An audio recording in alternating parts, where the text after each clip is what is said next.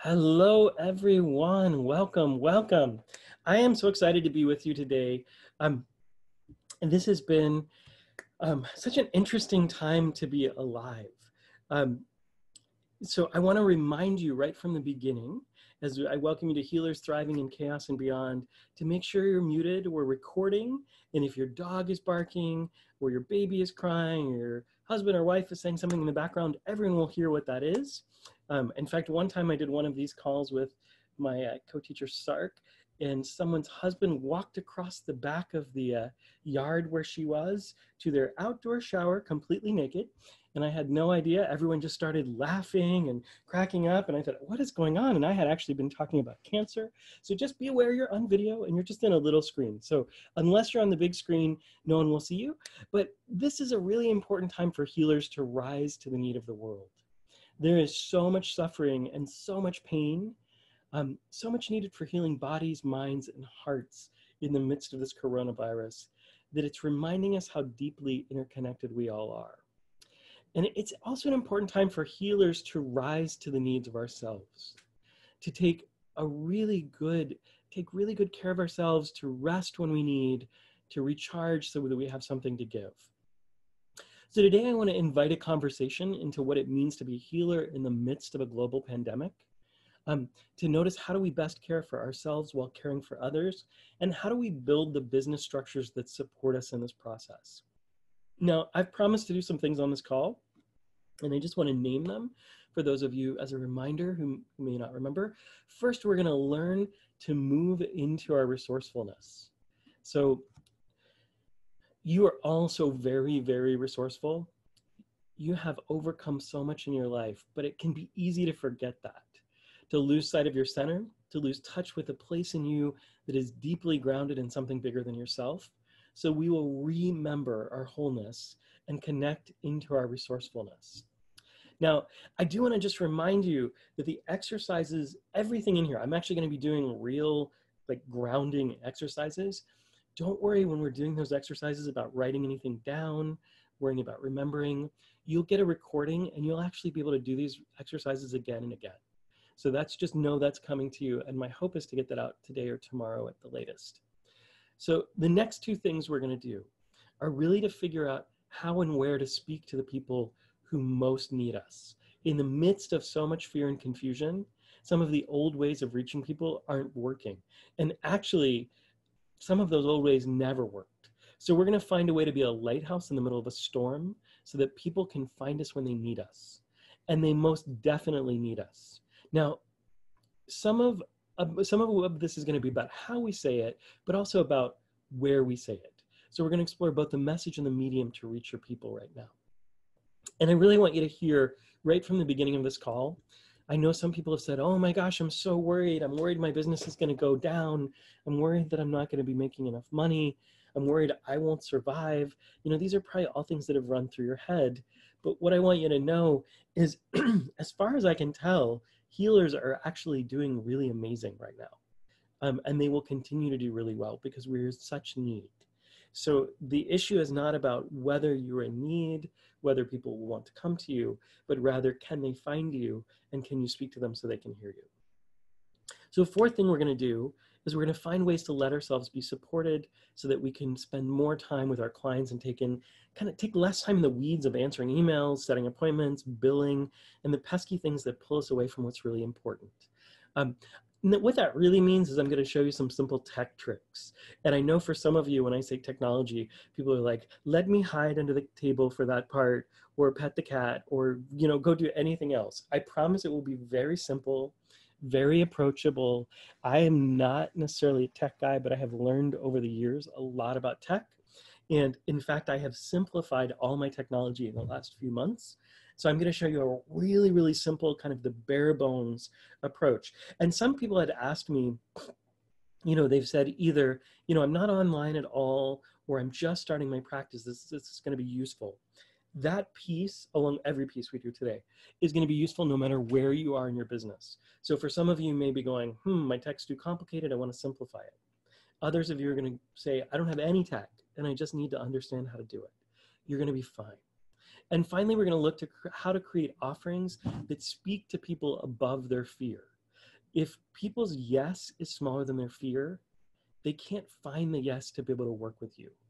But when the yes occurs as easy and accessible, they can begin to move forward with you, and their movement forward can decrease their fear. That's my goal, is that we are grounded healers that are helping people move forward. So there's a lot for us to cover, and yet I'm committed to this being a retreat. This is not about me throwing information at you. Every single thing that I've put together for you today is about as simple as it can get, so that you can just go, oh yeah, that makes sense. This is a time for recharge. It's a time just to like rest a little bit. And part of the beauty is that there's this amazing community. So when this call ends, by the way, I'll leave it open for a while so you can chat with each other. So that there's some space to go like, hey, because part of what I'd love for you to be seeing is that our power comes from when we collaborate and when we connect.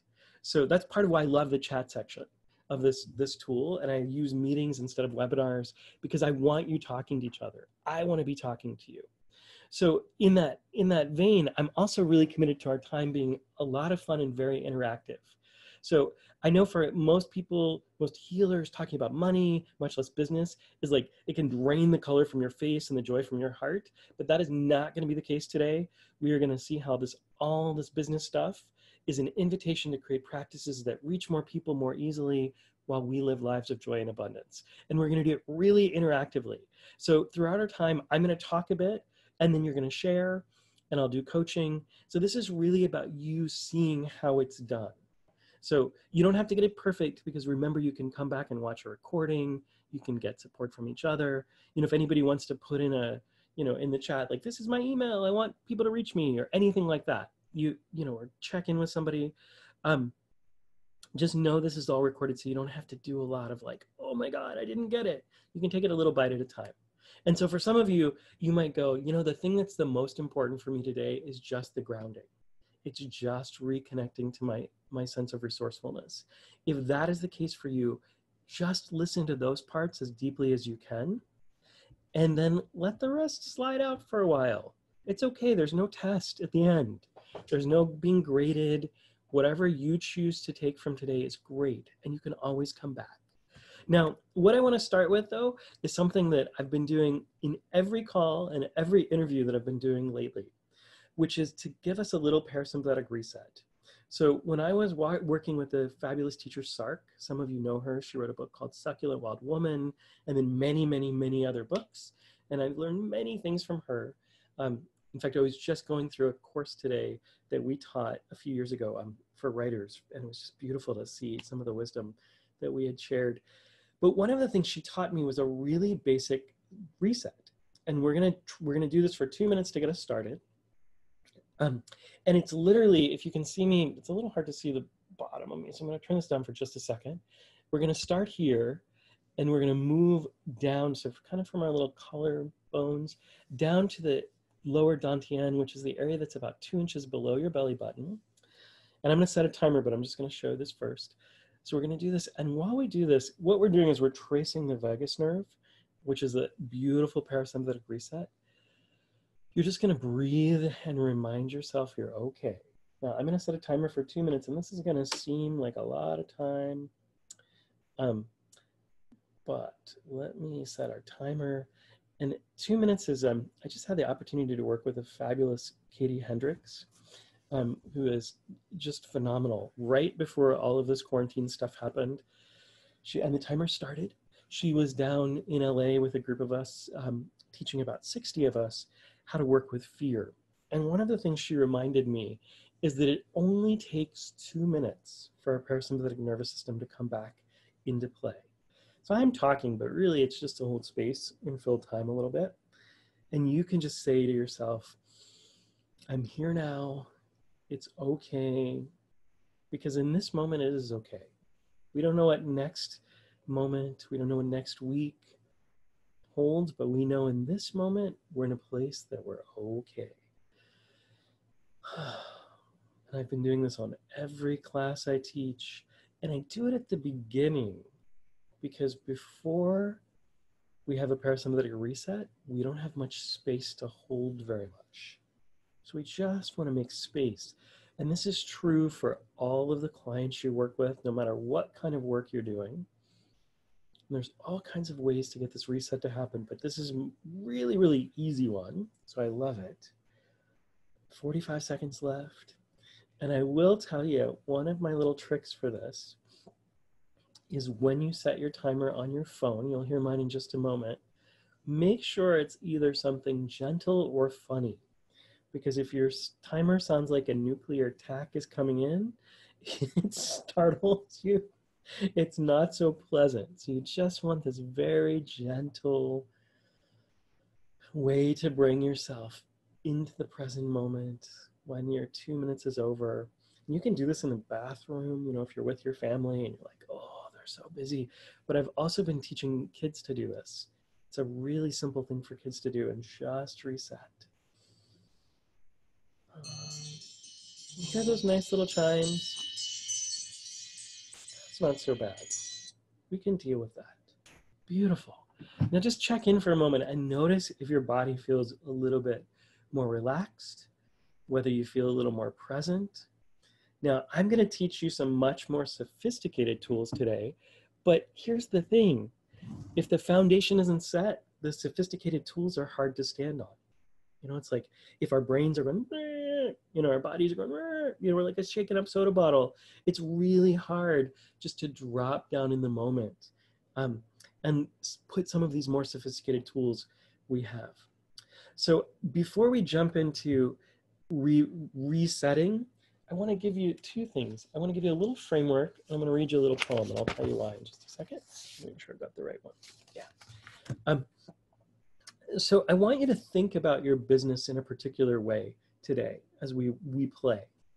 And I'm going to invite you to write something down in a second. And feel free to take all the notes you want, ask questions. You know, if you have a question, by the way, just write it down. I promise I will make time for just about every question you have. But I'm going to take them kind of in chunks, because sometimes the question you have I will answer in 12 seconds. So you could write it down and you could be like, cool, I got it. So here's what I want you to think about as we play in business. The first thing you are, before anything else, is a human being. And this can be really hard to remember sometimes. Sometimes you say, oh, I'm a wife, I'm a mother, I'm a father, I'm a husband, I'm a business owner. Everything is like, I've got to do something for somebody else. Right? It's all out here. The very first thing that we need to remember is we are human beings. And even as healers, we function the same. We need to fill ourselves up. We need to rest. We need to recharge. We need to find our own resourcefulness even before we move out to the healing work that we're wanting to do. So that's the very first reminder. That's how I want you to think about all day today. And I want to read you a little Hafiz poem. And part of what I'm finding is right now poetry is a very good way to settle the nervous system and speak to the soul. So I'm getting ready to do a 30 days of poetry where I just read a poem for people every day. That's beautiful and mystical and spiritual. So Hafiz, who is this amazing teacher, wrote this poem where he says, I wish I could show you when you are lonely or in darkness, the astonishing light of your own being. I'm going to read that part again. I wish I could show you when you are lonely or in darkness, the astonishing light of your own being. When all your desires are distilled, you will cast just 2 votes. Love more, be happy. And still, after all this time, the sun never says to the earth, you owe me. Look what happens with love like that. It lights the whole sky. What we speak becomes the house we live in. They close to anything that makes you glad to be alive. Let's just breathe that in for a minute. I think in times of chaos, we go to the soul first to fill ourselves up, to recharge, to remember who we are. The second thing you are, before you're a business person, is a healer. In so many ways, you're a healer. Now, I know there's people on this call who might say, I don't know if I'm a healer. I don't know if I want to embrace that word. You know, you might say, I'm a professional organizer, or I'm a business coach, or I'm an accountant. We're all healers. We're all in this circuitry of humanity. So one of the things I've been teaching over and over to my healers over the years and reminding them lately is the beginning of all healing work is our presence. So when we come to work with a client, we have to ground first. And no matter what else you do, if you show up as fully as you can, and there'll be days when it's hard to show up fully, and it will just be as fully as available to you. But if you show up as fully as you can, and you make yourself available to the other person, no matter what tool, no matter what strategy, no matter what need, there will be something you can offer. I was talking to my friend, Dr. Laurie Layden. And some of you may know her. She's an extraordinary human being. And we were talking last night. She specializes in trauma work. And she went to Sandy Hook after the school shootings and lived in Sandy Hook for 3 years and worked with people to dissipate the trauma. And then she's been in Rwanda, and she was telling me this story about being in Rwanda. And the women, you know, they have these big services that are very cathartic and alive. And yet for people who have trauma, that can be really triggering. And so she said she was standing in the middle of this service. She was the only white woman there in a country where white people have not been friends often.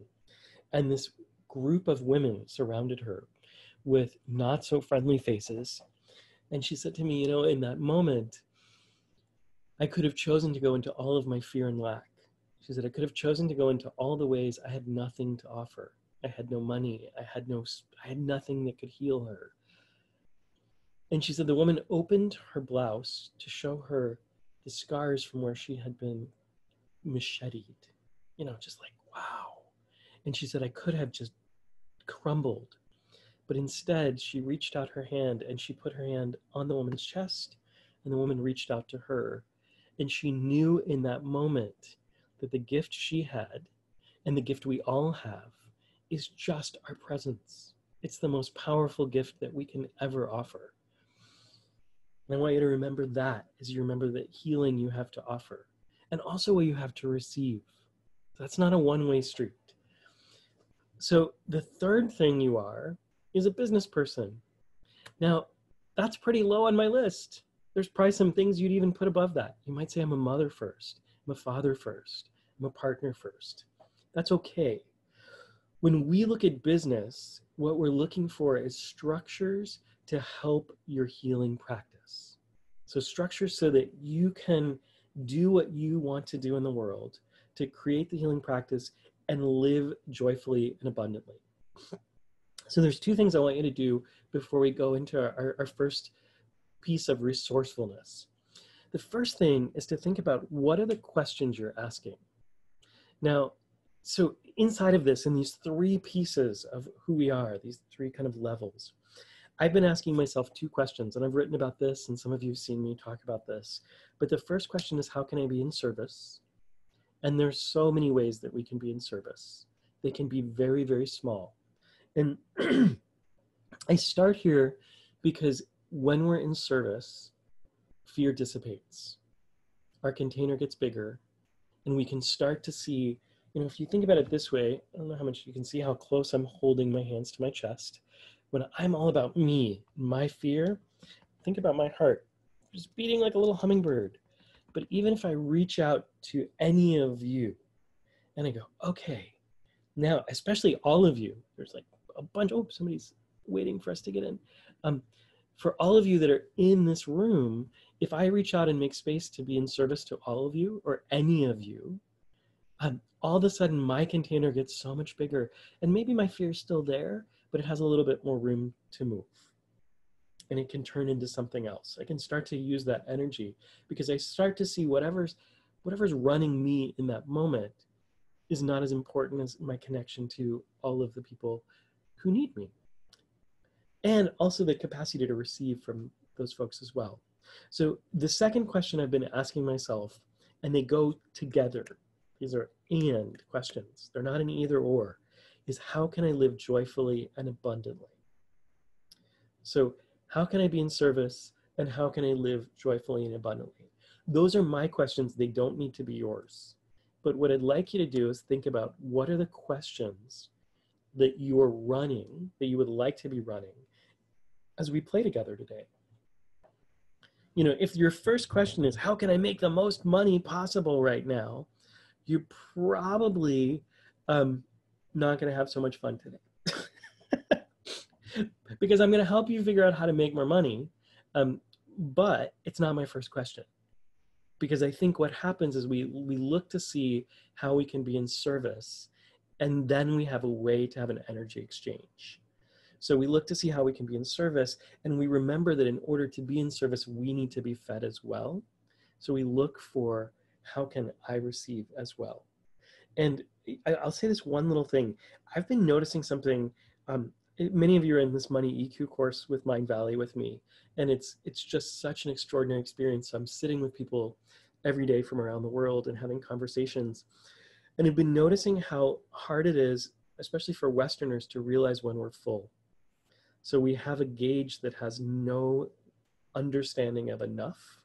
So as I'm thinking about what it means to live joyfully and abundantly, part of what I did is I looked to see, how big does that need to be? Like, does that need to be hundreds of thousands of dollars sitting in a bank account doing nothing? Or can it just be that I have enough and then some in this moment? You know, and what is it really to have enough? So I've been looking. So fascinating. I drove out to be with my family, and I brought only pretty much what would fit in this car I bought to do this trip. I hadn't had a car in years. And I brought all this stuff, and when I started the trip, I thought, oh my God, I need so many things. You know, I had a big apartment. I had like 2 bedrooms, and, you know, my office was set up in a certain way, and all my books that I loved were behind me. There's no problem with enjoying those things. I have no judgments there. But what's been interesting to me, you know, I bring these boxes and things in my car, and I had a few things shipped. And I started looking and saying, wow, you know, I brought 3 pairs of running shoes. How many running shoes do I really need? Now, if I was a professional runner, this question might be different, but I run maybe once a week if we get lucky, especially in the heat of the Florida sun. I think I'm probably abundant with running shoes. You know, so I started saying, well, if I were to move forward, what's really abundance? You know, what's enough? So it's just been interesting to reset our gauges, because so much of what I've seen over the years with people who are teaching this work is more, more, more. And the advertisements are to 10x your business and to increase, and it's always increase. And I'm like, cool, like let's just make sure everybody has enough. And especially right now, one of the things I've been looking at with people is, you know, if you have more than enough and somebody else has nothing, is there some way that you can give a little bit? Whether that's a gift card, or keeping somebody in work, or giving them some food. So just write your questions down. That's the first piece. And the second thing I want you to do is give what you're up to a fun name. So I've been calling what I'm up to as I pivot in my business. And I was actually already set to pivot, because I was stepping back much more into the private practice that I've had for years and years, before any of this happened. But I've realized, like, I actually want to be more free. I want to be able to just throw stuff in a car and live anywhere and go anywhere and not have to think about anything. So I've been calling it Operation Free Spirit. And it's just fun to think about in that way. Well, what does Operation Free Spirit look like for me? What do I need? How many clients do I want? What kind of work do I want to be doing? How do I want to be organizing my time? So that's some of what I'd love you to have a little code name. You could change it later, but maybe yours is Operation Hummingbird or Project Abundance. But just give some joyful name here, because so much of what we've had it's just heavy and overwhelming, especially when we've thought about business and I need this much money. We could call it like Operation Need, Operation Desperation, right? Those are not going to help us so much. But Operation Hummingbird, Operation Free Spirit, Project Abundance, it just starts to open us up. And one of the things you'll notice is, and I haven't even actually included this in the gateways, but one of the gateways out of fear and into resourcefulness is humor and lightness. So the more sense of humor you can have, the more lightness you can bring, the easier it is for you not to get so bogged down because that's what's happened to so many of us right now. And I get it. You know, I'll say one more thing before we move into this gateways piece, which is, you know, working with a phenomenal Katie Hendricks. She was sharing 4 ways that we go into fear, 4 patterns with us. And one of them I hadn't thought about in a really long time. She said, you know, we can fight, we can flee. Those 2 are really hard right now, right? We can't really fight a virus. We can't fight this confusion that we have.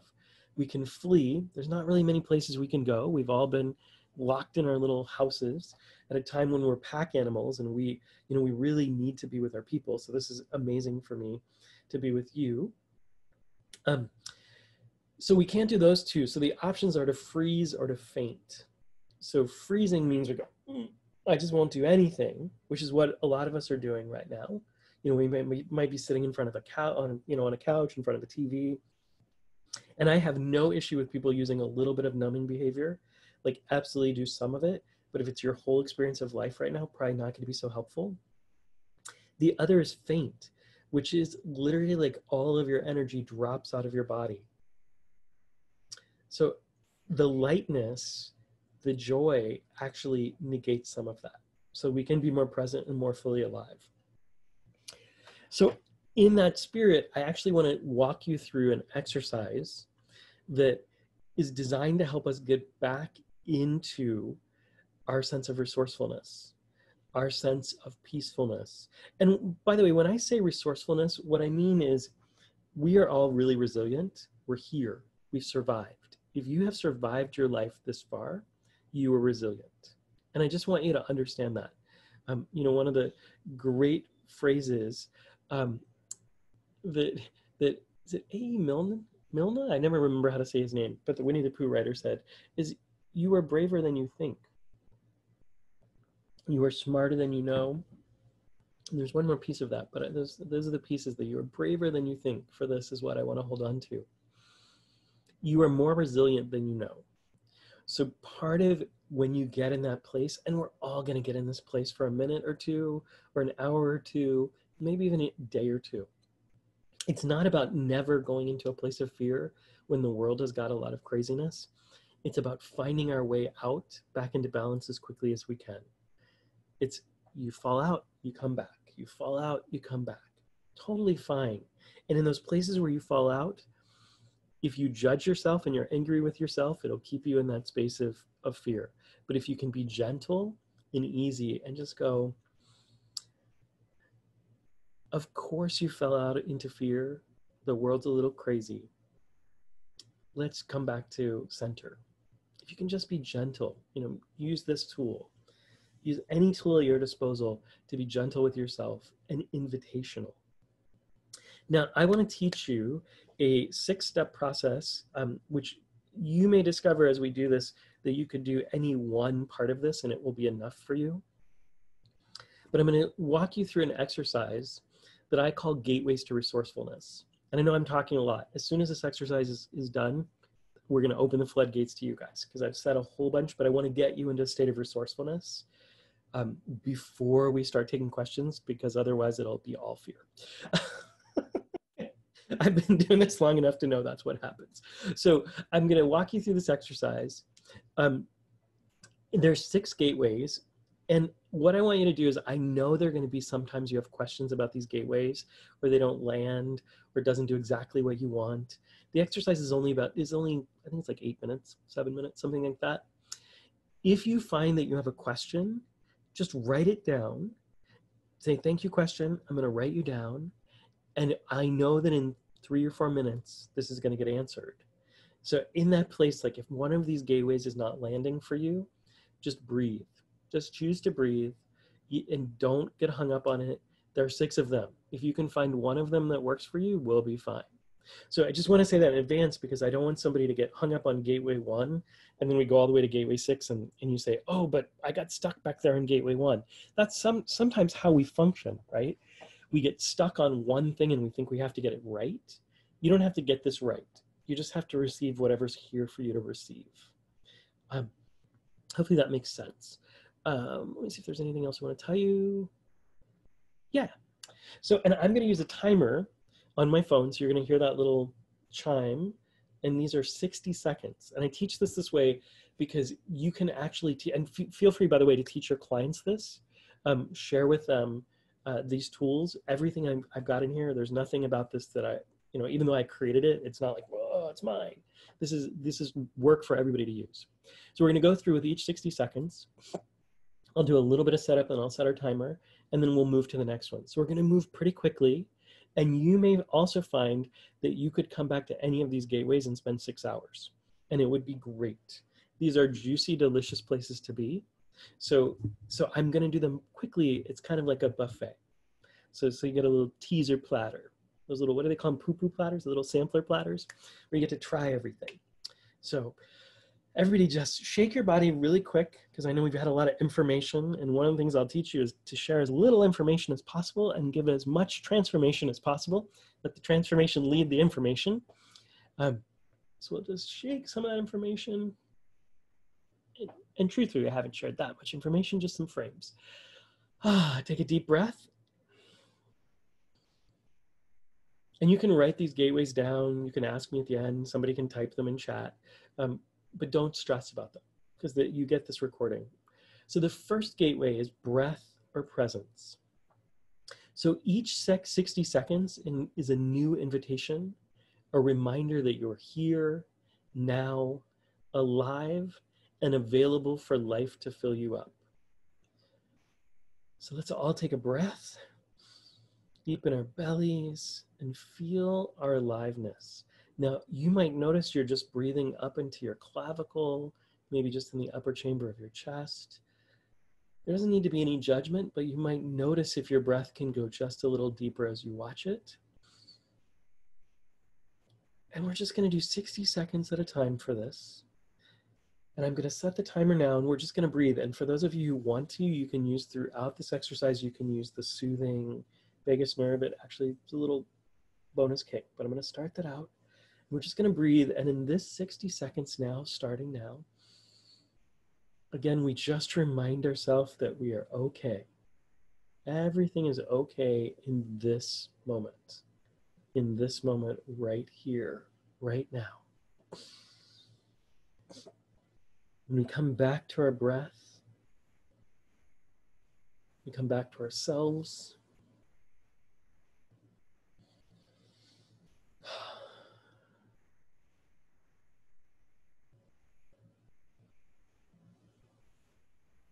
Just breathe. And if you're writing, if you're feeling like you've got to get it all right, I invite you just to set your pen down for a moment and just try out being present. Just for a moment.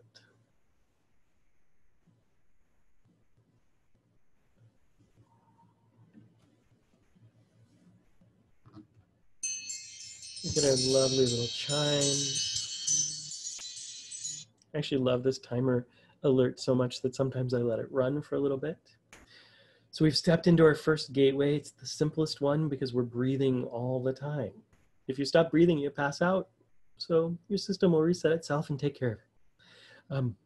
Second gateway we want to explore is gratitude. Gratitude is another way to bring ourselves into the present. Now, this might sound a little hard because people have been watching news and they think like, oh, I don't have a job. My job might not be okay. My family might not be okay. But I want you to notice in that place that you're doing what I call dancing with ghosts. You're projecting out into what might happen. And I definitely want you to take care of yourself and to plan appropriately. But in this moment, we can actually start to notice some things we have. So even in the worst of times, gratitude moves us into a place of expansion and presence. So for 60 seconds, I'm going to invite you to experience gratitude. Now, for all of us in this room, at very least, or listening to recording, at very least, we have the time and the space to listen to recording. And I have worked with people who've been raised in war-torn countries where this would not be an option. So we have a lot that we can be thankful for. You might notice the home you're living in, the food that you have. And what I want to invite you to do is, a lot of people will have you write a gratitude list, and there's a beauty in that. But for the brain to really take this on and reset, We need to experience the thing. And so we make these as specific as possible. So we haven't started yet. Don't worry, I'll tell you when the 60 seconds starts. But we make them as specific as possible and as time sensitive as possible so that we can remember and step back into them. And we want to feel them in our bodies as much as we can. So, for example, if we said, oh, I'll think of something that I'm grateful for. Just try this for a second and see if you can see the difference. If you just think of something you're grateful for in this minute, maybe it's a conversation with a friend. I could think of each and every one of your faces and go, wow, these extraordinary people are here. It's actually hard for me not to even experience it. But this happens kind of up here outside of ourselves. It's a list. But now try, or don't try, just let it happen. Let yourself experience the feeling of, if it's, oh, I'm thankful for that breakfast I had this morning. Let yourself feel it in your mouth, feel the fullness in your body, feel the gratitude. If it's, I'm thankful for the comfy bed I slept in last night, let yourself feel how nice it was to be in the covers, tucked away, warm and safe. Whatever it is, just let it show up in your body. I'm going to start the timer, and just for 60 seconds, let as much as you can show up in your body.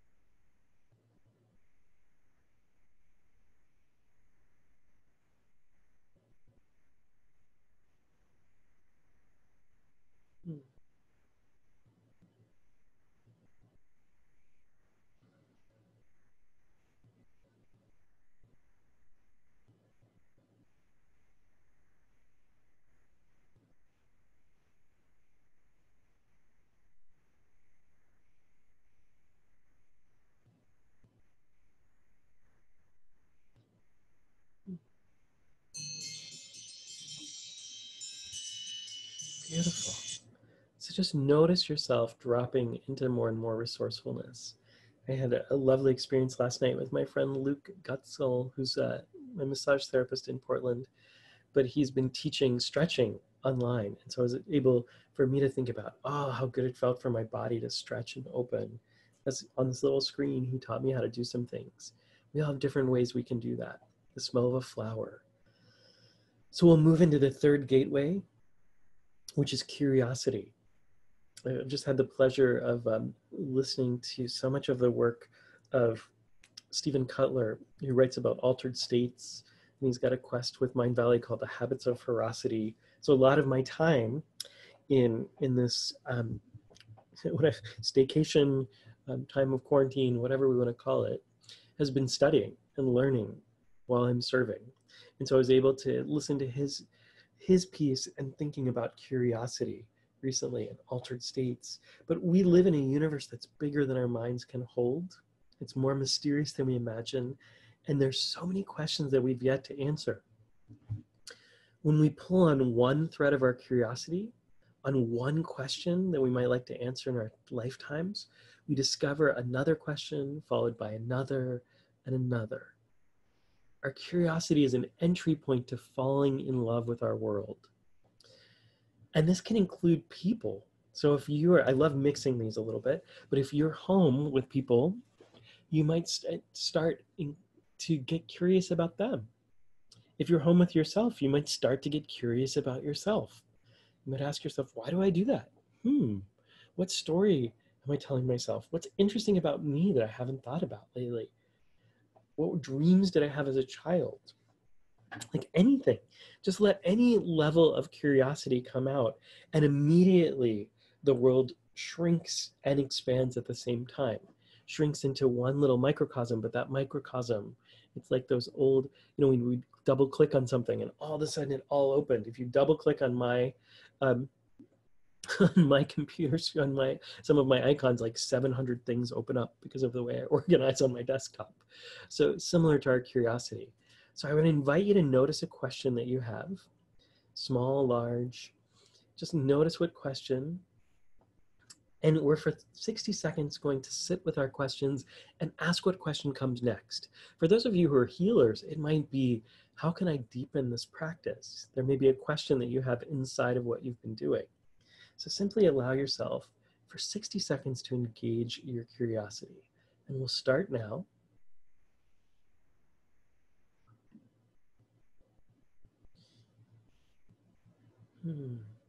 And if for anyone this is hard or you feel yourself getting a little stuck, ask yourself what you've been curious about in the past, what you've wanted to explore, what questions that you've always wanted to answer. And it can be the simplest of things. I've always wanted to know how to make homemade bread. I've always wanted to know how to play a ukulele. Actually bought one while I've been here.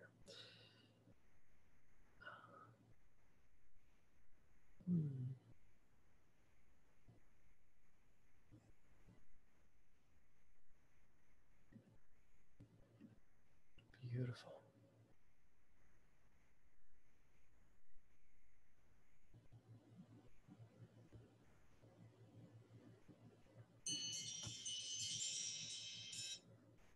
Oh, I cut it off too soon. We'll have to wait for the next one. So the fourth gateway to curiosity, and just maybe take a moment as I'm talking and notice if you're feeling yourself dropping more into your body, into yourself, into your resourcefulness. And notice that the fourth gateway is wonder and awe. So curiosity already starts to take us into this place. It leads us to a profound truth that the world is bigger than we imagine. There are more questions to be answered than there are time to answer them. That this is a place of wonder and awe. The place we see ourselves in relationship to the universe beyond comprehension. So we've all experienced some of these moments of wonder. It can come from something as simple as watching the sunset or standing by the edge of the ocean. It can come from staring up at the vastness of the night sky.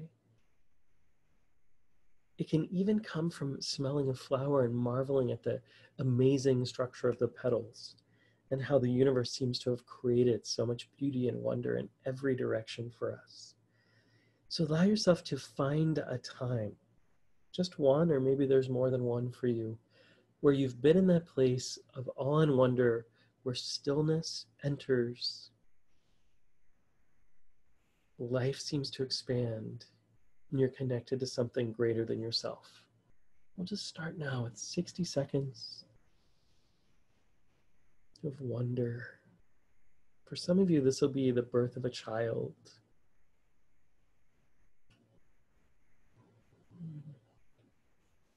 Falling in love.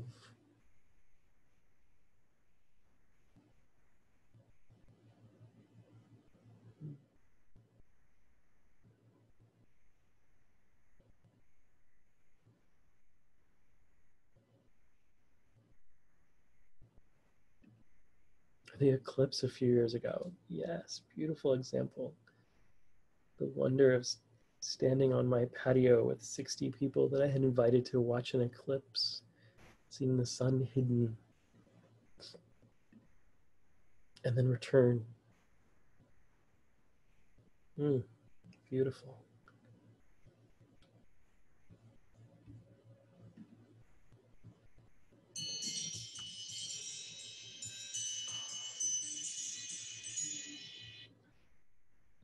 There's always some wonder at technology for me still.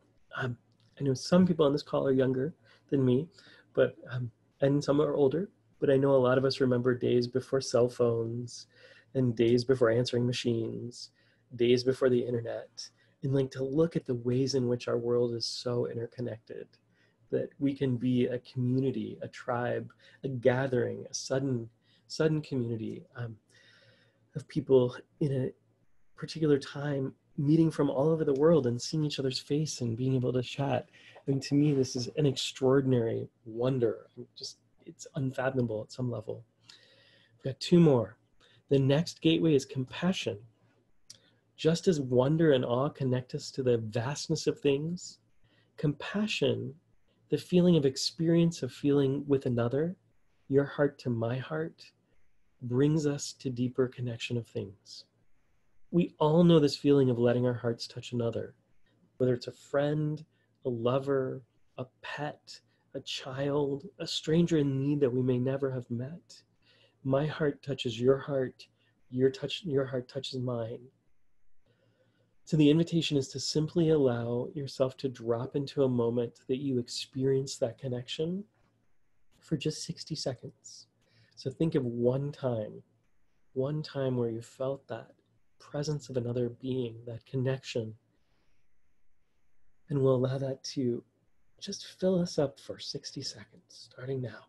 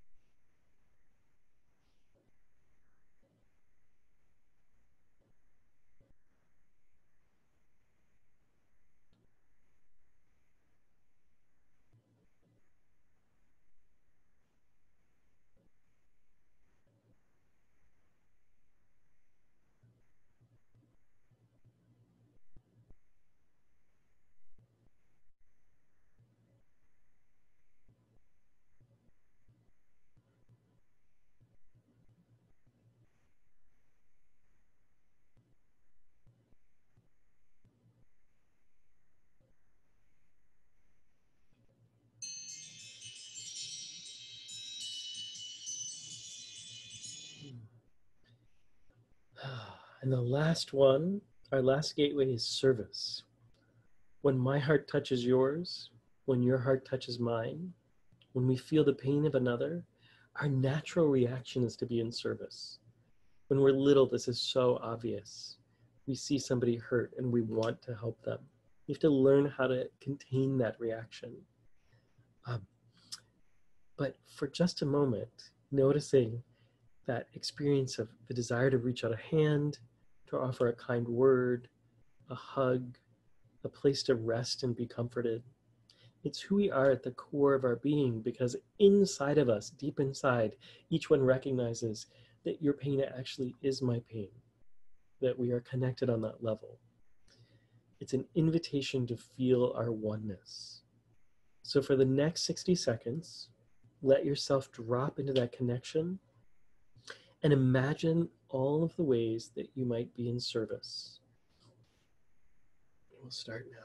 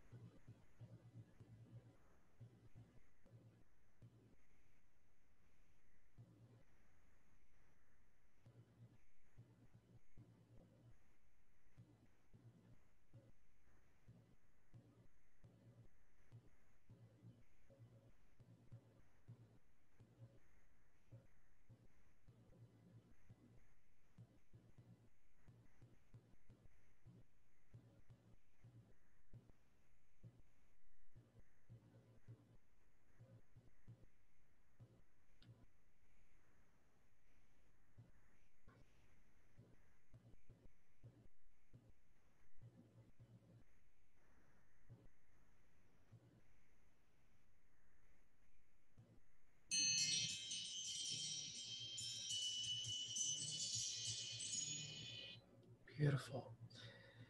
And breathe as you maintain your connection to this state of deep resourcefulness. Perhaps one of these gateways was quicker or easier for you to return to your sense of center and connection. Simply take a moment and notice the ones that were the easiest for you. And just know, oh, those are the 3 that I can go to very quickly, or the 2 or the 1. All we need is one gateway back to resourcefulness. But you have a whole buffet now that you could say, I can do each of these. You might notice these are designed to go deeper with each one. So if you want to go through all 6, I've taken a little more time, but if you think about it, 60 seconds times 6 is only 6 minutes. And I'll read these to you again. Thank you. And if somebody, Edie, you asked this, if maybe Edie or someone else on the call could just type them in as I say them, so everybody gets them. The first one is breath and presence. The second one is gratitude. The third gateway is curiosity. The fourth gateway is wonder and awe. The fifth gateway is compassion, or you might call it connection. And the sixth gateway is service. And you may notice there's 10 other gateways you could have added to this list. Like humor is an amazing gateway when we laugh together, but I just have time for 6. But the beauty of that is recognizing that you can add your own. You can continue to add to the buffet, just like we're at a potluck. You say, these people brought these 6 gateways. I'm going to bring the deviled egg gateway. I'm going to bring the whatever gateway. And for each person, this might be a little different, which combination works the best for you. So what I'd like to do is, before we switch into the business work, but I've spent a good amount of time, I've spent almost an hour getting us grounded, because this is the place where most of us have needed more than anything else. If you stepped back into your business work right now, you would likely feel like, oh, I have more to offer. I have greater understanding. We're going to go into some much more depth on the business pieces. But first, I want to open space for questions, coaching, sharing. So if you have something you want to share, and my request is, if it's a share, that we try to keep them pretty tight. So it's not like, here's my whole story of my life, maybe 2 or 3 sentences. If you have a share, let's see, can we raise our hands in this so I can call people? Or if you just put in chat so I can unmute you, like, I want to share. Just say your name, or I have a question. And if you haven't seen where the chat is yet, you just scroll to the bottom of your little screen and just put anything in the chat so I know that you want to share something or you have a question. And I noticed some people, like Edie says, thanks for the reminder to fill ourselves. Carrie, let's get you on. Okay, Carrie, you are, it does say raise your hand. Cool, you can raise your hand and I can see that. So Carrie, you are on. You're live. Okay. Great. Thank you so much, Scott. This is awesome. This is like, I've been kind of down because it's Easter and I haven't really been able to see my children because it's a long story why, but I feel like this is the best Easter ever, just in this last hour. I feel like, I've come back to my purpose, and like that, all the things you led us through so far, I just felt my vibration go from dragging myself here to like, this is exactly where I'm supposed to be. So thank you, thank you, thank you. Just a tiny bit. So I've been, in my 50s, and I had a business career, which I've shared with you, and I'm, working on this coaching practice. And so I know we're going to get to all this, but it's just, all I'm really trying to figure out how to do is how to get started. And I've talked to different people in the Money EQ course, and all of the conversations have been incredibly useful and incredibly helpful. And I've bonded and connected with some awesome people. It's great. And I still feel overwhelmed about, is it more important to do this? Because everyone has a different take. So I guess what I'm trying to do today. I'm going to pause you and I'm going to ask folks to keep their questions into the sections that I'm teaching them in, because chances are I'm going to answer the question you're asking right now in one of the other sections. So I get that you're asking like how to get started. That's really like where we're going. Okay. So just hang with that question. And so when I ask for questions for everybody, just hang with the section we're in, because it'll be easier for me to not get everybody confused. Got it. We're going there. And I'm so glad you're here and that this is really bringing you back up into that beautiful vibration space. Thank you so much. Okay. Awesome. Cool. And then I can mute. And yeah, the easiest thing is if you raise your hand, and I see that Nazia has a question. Nazia, if you raise your hand, it's just easier for me to find you. And I also see one from Kim. So I'm trying to find you guys. Let's see, I got Kim. Okay, so Kim, you're on, and then I'll find Nazia. Oops, did it unmute? There we go. Oh, well, let me unmute you, Kim. You might have to try to do that yourself. There you go. You're on. Kim. Hey. Hi. Hey. I'm not sure if the question is for this section or if it's for another section. Please let me know if it's not. What I'm experiencing is that I find it difficult to find a balance between often using this time for my self-development, like you've been mentioning. I'm doing loads of courses, I'm really slowing down. And at the same time, I know that my purpose is to be of service. So, and to live an abundant life as a result of that as well. So, yeah, what would you say on that about finding that balance? And please, if that's for another section, No, we no, I can answer look this. at it later. That's no. Yeah, so let me get this one started. And Kim or Carrie, this might start to answer some of your question too. Um, but I'll go to the details of this later. But what I've been encouraging people to do, because that's part of freeze, like when I just study, like I just receive, if all you're doing is taking in, it actually makes a hard time to actually have an energy flow.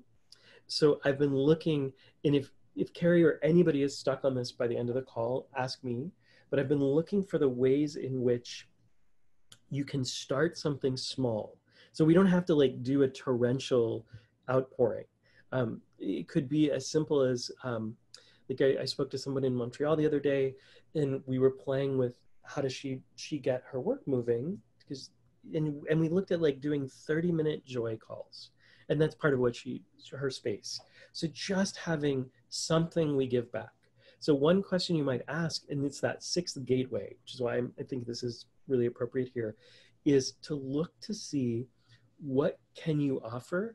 And for some people on this call, you might say, I'm just starting a tiny little practice, and so I don't need to make a ton of money. It's okay. And you just want to give what you've got. Like in those places, look to see if it's like energy healing for some people, if it's Reiki, if it's compassionate conversation, if it's I can hold space for people, and just, people need all of this right now.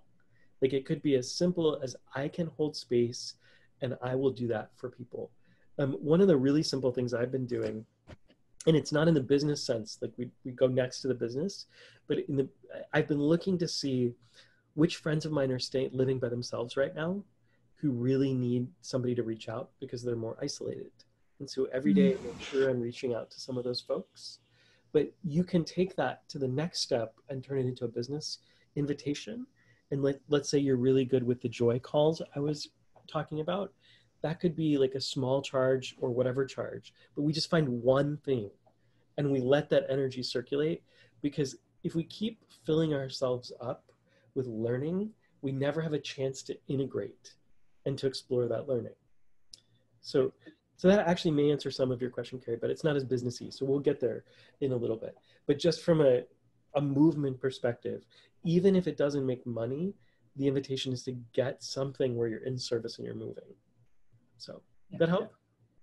Yeah, amazing. It does. I'm excited about the business element because I've been doing meditation circles and doing 30-minute joy calls and stuff. So yeah, taking it to the next step is what I'm looking for. So thank you so much. Yeah, you're absolutely going to get that today. So I'm super glad you're here.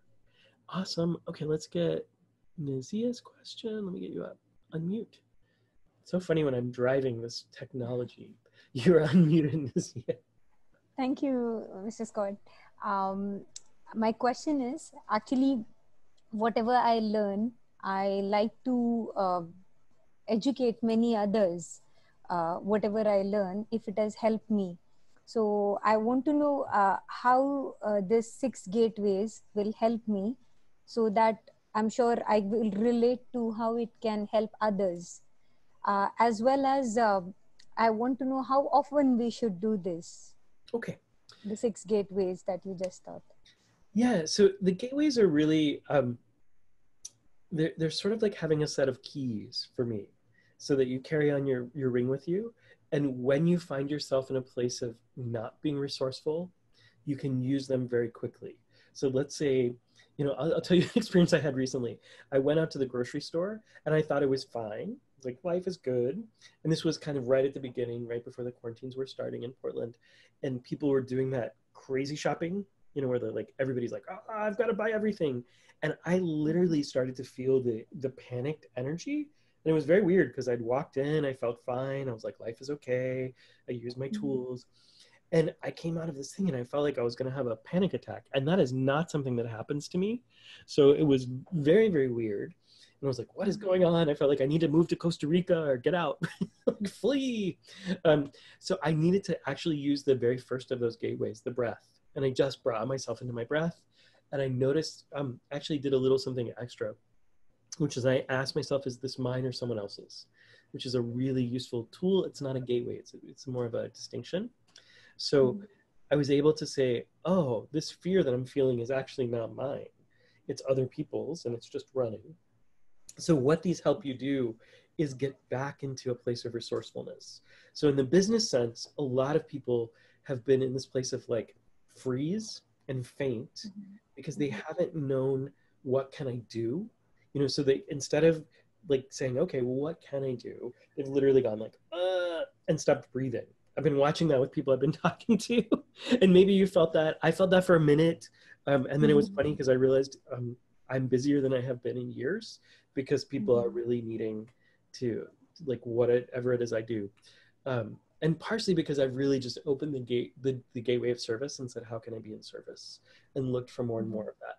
So for you personally and for people on the call, the invitation is to use this two ways. One is kind of in an emergency break glass. Know which one works for you. But the other thing you can do is you can actually use this beforehand. So like if you did this once a day for 6 minutes, which is really all it is, you could do it in the shower, in the bathtub. You know, I love bathtub. People think I'm crazy because I recommend this. But, you know, when you sit in the bathtub, especially if you have like lavender scents, which I love, you know, they all like get our parasympathetic nervous system going.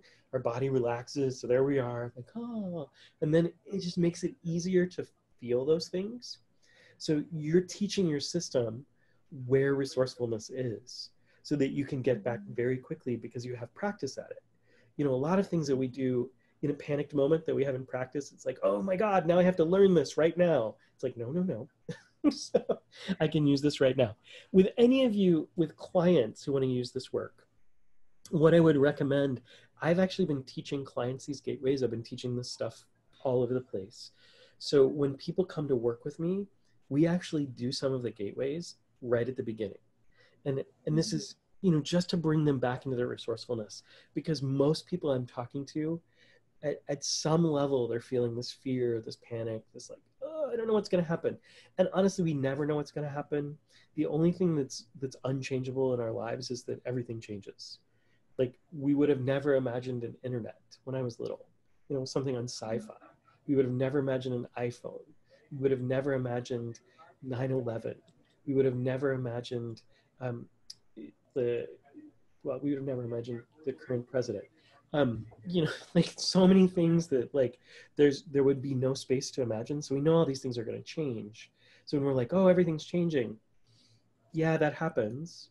So there's part of us that needs to just figure out like, okay, well, how can I be with this change? Now, this is a different change because it's happening globally. In a way that's in some ways too big to comprehend. I think it parallels global warming, but it's just clear the impact. So it's some of the reason we can't seem to comprehend that the planet is warming. But you can use these with clients one at a time. And my invitation here, so it's interesting, you can teach people stuff directly or you can show them your being. So if you show up for a call, the most useful thing I do is ground before the call, to really step into my resourcefulness so that I don't have an agenda as much as I have a capacity to hold whatever they need. I just did this whole series of calls and it was so funny. I called them money mapping calls.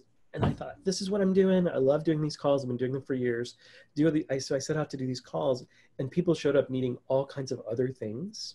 So I had to know like, okay, I've got to be resourceful enough to go where people need me. And so I changed the question I was asking people from, you know, what's the pattern to how can I be in service? And it was fascinating where we went because some people that was just getting them back into their bodies. Does that make sense? Yes. It's a long answer. Thank you so much. Oh yeah, absolutely. These are great questions. So I think I saw 2 more people. Let's see, I got this here. Lower hand. Yeah, and if you have questions, if you raise your hand, it's the easiest way because it shows me where you are. I think we got them. Cool. And if you have a question, if it's a question from a previous section, it's totally fine. Ask them later if it comes up. I'm just, let's see. I'm just trying to make sure that oh yeah, we've got one more. Ina, if you raise your hand, it'll be easier for me to find you. Let's see. There you are. I actually found you. Okay, I've got you. Yeah. Hi. I don't know how to find my hand. Oh, you're right here. I don't know. Hey, look. The physical hand. I thought the tech. No. I actually meant raise your physical hand. I mean, your hand on the thing. I'm just teasing. My screen is different than yours. Oh yeah, absolutely. This is beautiful. I love your energy. I love your space. I've never met you before until Money EQ, and I just am completely drawn to you. So just beautiful. I wanted to share something, if I may, because you were sharing about the agenda. I'm a coach. I'm more of an energy kind of healer. I struggle a little bit with calling myself a healer. I've got this block to it. I always say, I'm not a healer. I help you to heal yourself. But I guess it is in a way. But there is a block there, and I know that within my work. So but I did want to. Sorry. I'm going to pause you for a second, and so hold the share for 1 second. Let's not even worry about block, no block. Call yourself whatever you want to. Thank you. It doesn't matter. So healers, but in my universe, part of what healers do is hold the space for the person to heal. I think that's actually a really good way to describe it. I think doctors are not healing a body. They're making space for the body to heal itself. So I appreciate the humility in that phrasing, and I appreciate the gentleness, and also the invitation for your clients to be more resourceful, because you're inviting their resources to show up. So I just want to highlight this because I don't think there's a block there. I think you name yourself however you feel comfortable. And that's fine with me. There's no like, I need to call myself a healer. There's just, all of us have some space and some, I hesitate to use this word, but it feels like requirement that life in the universe is calling us to meet. And however we meet that requirement, in whatever name we call ourselves, it's totally fine. So I just wanted to name that. But yeah, I also want to hear you share, but I just think other people might have that same thing in their head. So it was worth highlighting.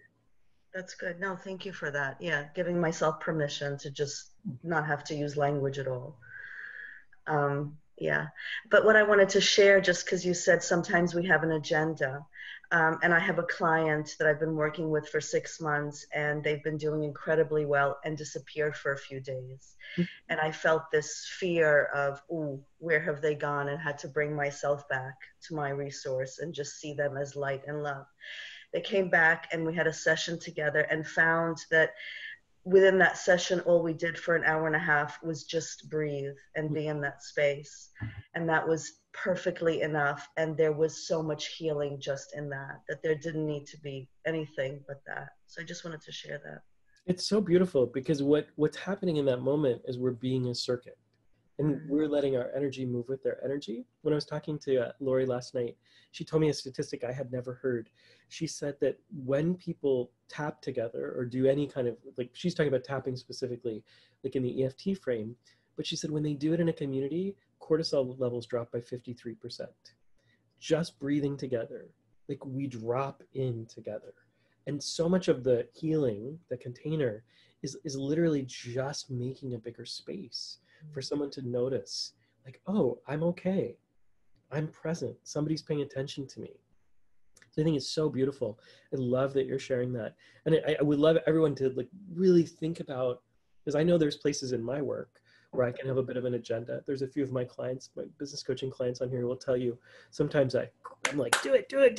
You know, I get you moving. And sometimes the best thing is just to set it aside and say, we can do this later. And I just so appreciate you highlighting that. Thank you so much. Beautiful. This is so fun to be with all of you guys. And guys and girls, when I say guys, it's that East Coast way of saying this. Hold on 1 second. I've got to figure out how to mute you back. Oh, you're on the top now. Ah, technology. It's a miracle, and it's confusing to me sometimes. Well, beautiful. This is so much fun to be with you guys. I'm going to go about another 15 minutes. I'm going to take a quick, like 7-minute break for everybody. So you have a bathroom break and a tea break. So just know in about 7 minutes. Oh, somebody does crystal bowls. That's one of my favorite things. Who's that? Linda. Oh, yeah. We were talking about that the other day. Such a beautiful art. So I want to move into a little bit more of the business piece. And we're going to go, I've designed this to go a little gently so that we go piece by piece and you don't feel like, oh my gosh, business, business, business. So the first thing I want you to know is so first of all, think about what it is you offer. So this is going to be relevant.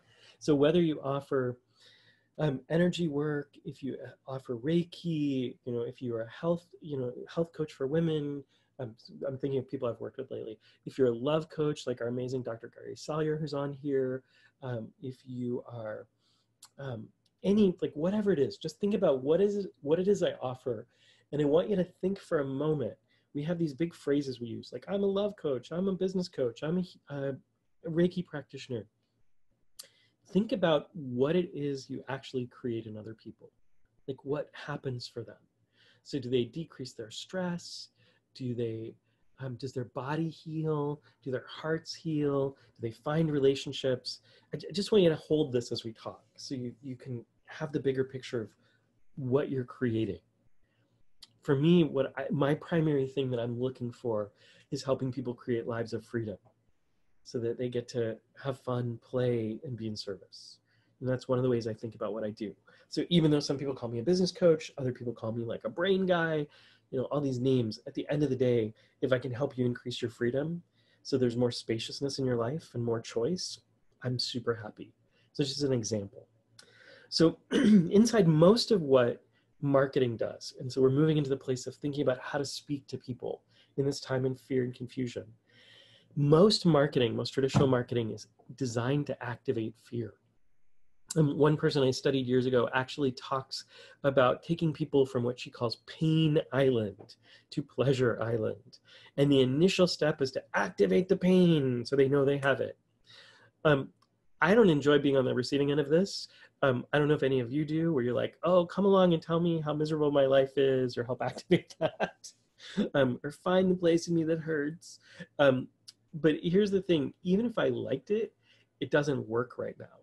And it probably will not work for quite a while. I've been watching it kind of die off. And usually what I do is something I call yin marketing. So for those of you who are familiar with kind of a more Eastern approach, I work from a Buddhist Taoist frame most of the time. Yin marketing is a little bit like invitational marketing. I want to create space for people to feel warm, comfortable, to know something is here that can help them. So what I want you to notice is if what you're doing is you're activating the fear, there's so much fear and pain going on right now that you will get lost in the noise of the news and all of the things that are going on in people's heads. So we've got to find a different way. We've got to find a way to tell people that what I do is help people decrease stress, or what I do is help people get stronger immune systems. And trust me when I say that everybody in this room, you're offering something that people really need right now. Just from the people I know. Maybe somebody here is offering something weird, and we'll find out. All of us offer something weird. But in this invitational marketing space, we're coming back to that. My heart reaches out to your heart reaches out to mine. And what we need to do is actually offer an experience or a way of feeling so people know how to connect with us. Now, that's going to mean we have to change some of the way we have been talking, teaching, sharing lots and lots of information, because honestly, people just have no capacity to receive it right now. So if you think about what fear does to the brain, fear's function is to alert us to danger and to focus all of our attention on it. So if usually like this, my hands are way out here, right? Usually in my peaceful parasympathetic nervous system, I have loads of space, which is even not that much space. It's like 7 to 9 things we can hold in our heads at a time. But then fear comes along, and let's imagine it's a fear we could really have experienced in the wild. A snake comes at us, or a bear starts running towards us.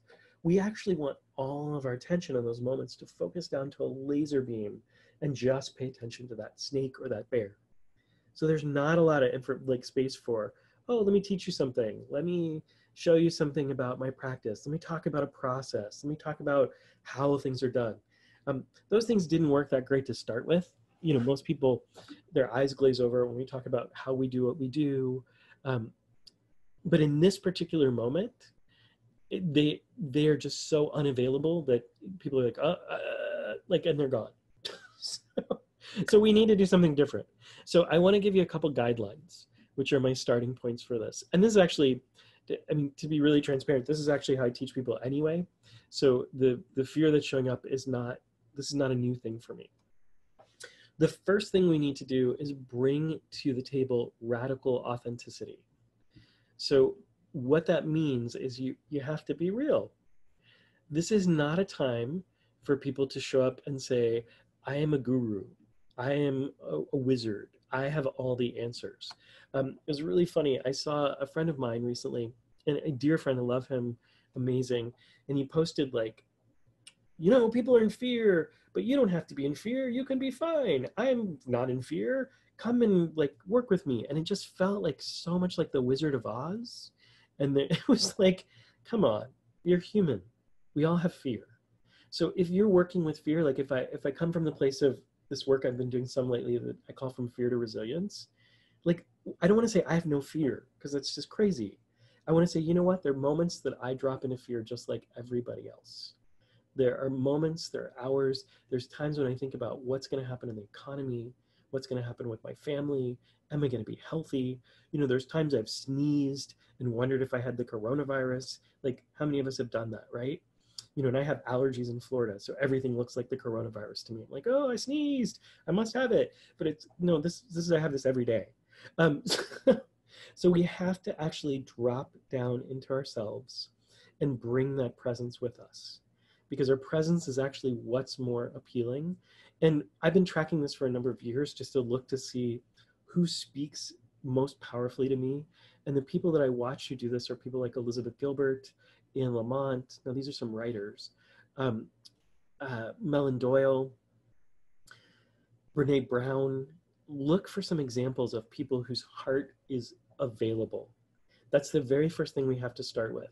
We have to let go of this expert stuff where we've been leading and saying, I'm an expert. Now, I'm not saying you let go of it completely, but we don't lead with it because we do want to let people know we've learned some things. So if in that same place, so I did the first thing, which was to engage radical authenticity. The second is to speak right to where people are.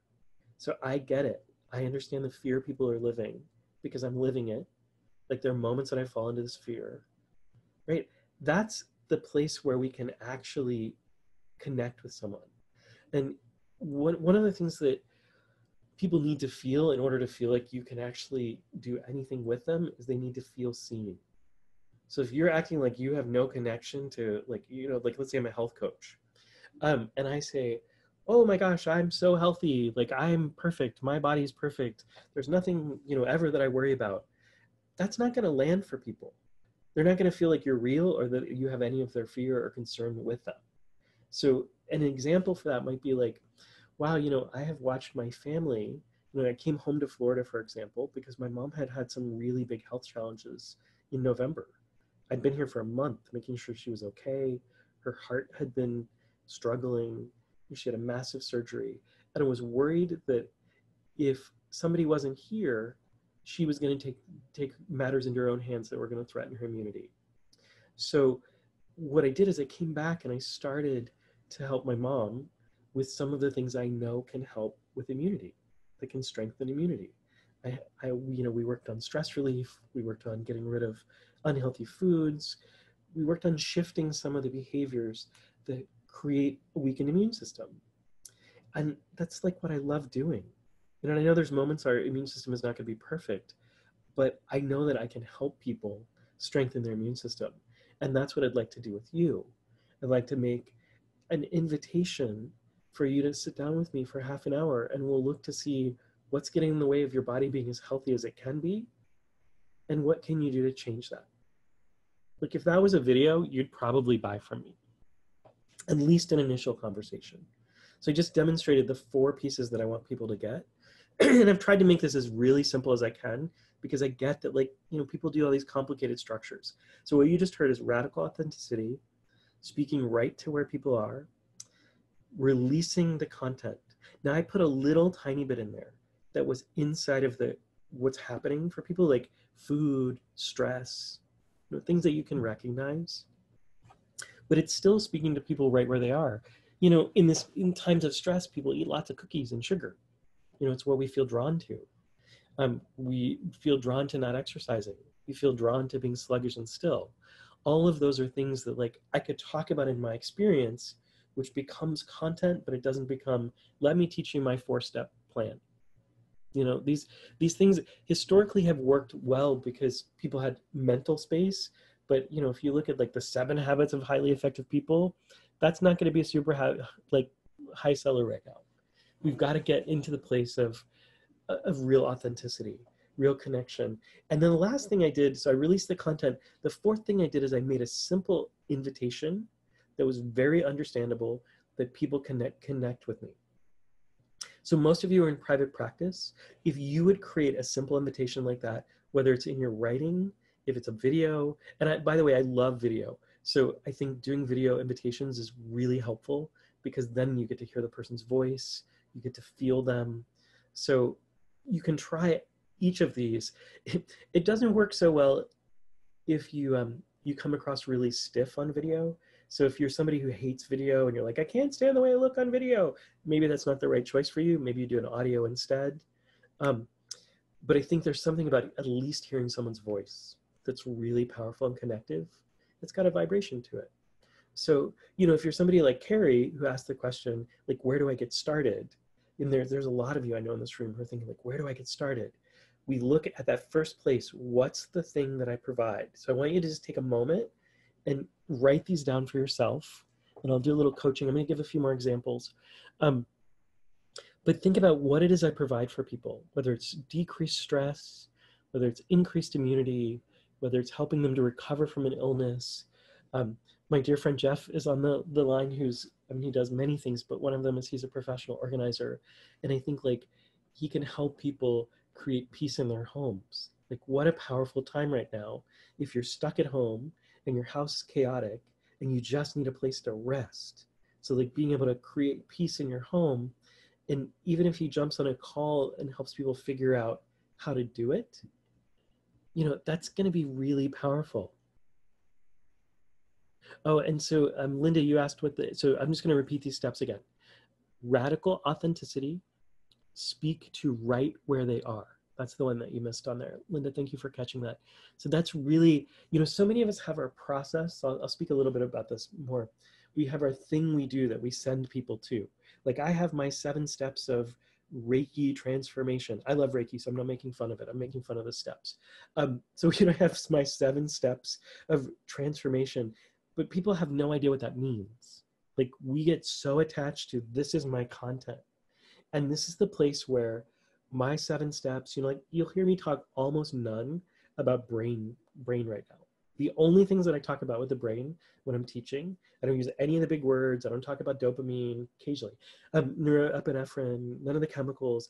I just talk about what happens when we get in fear. Like, our brain does something particular.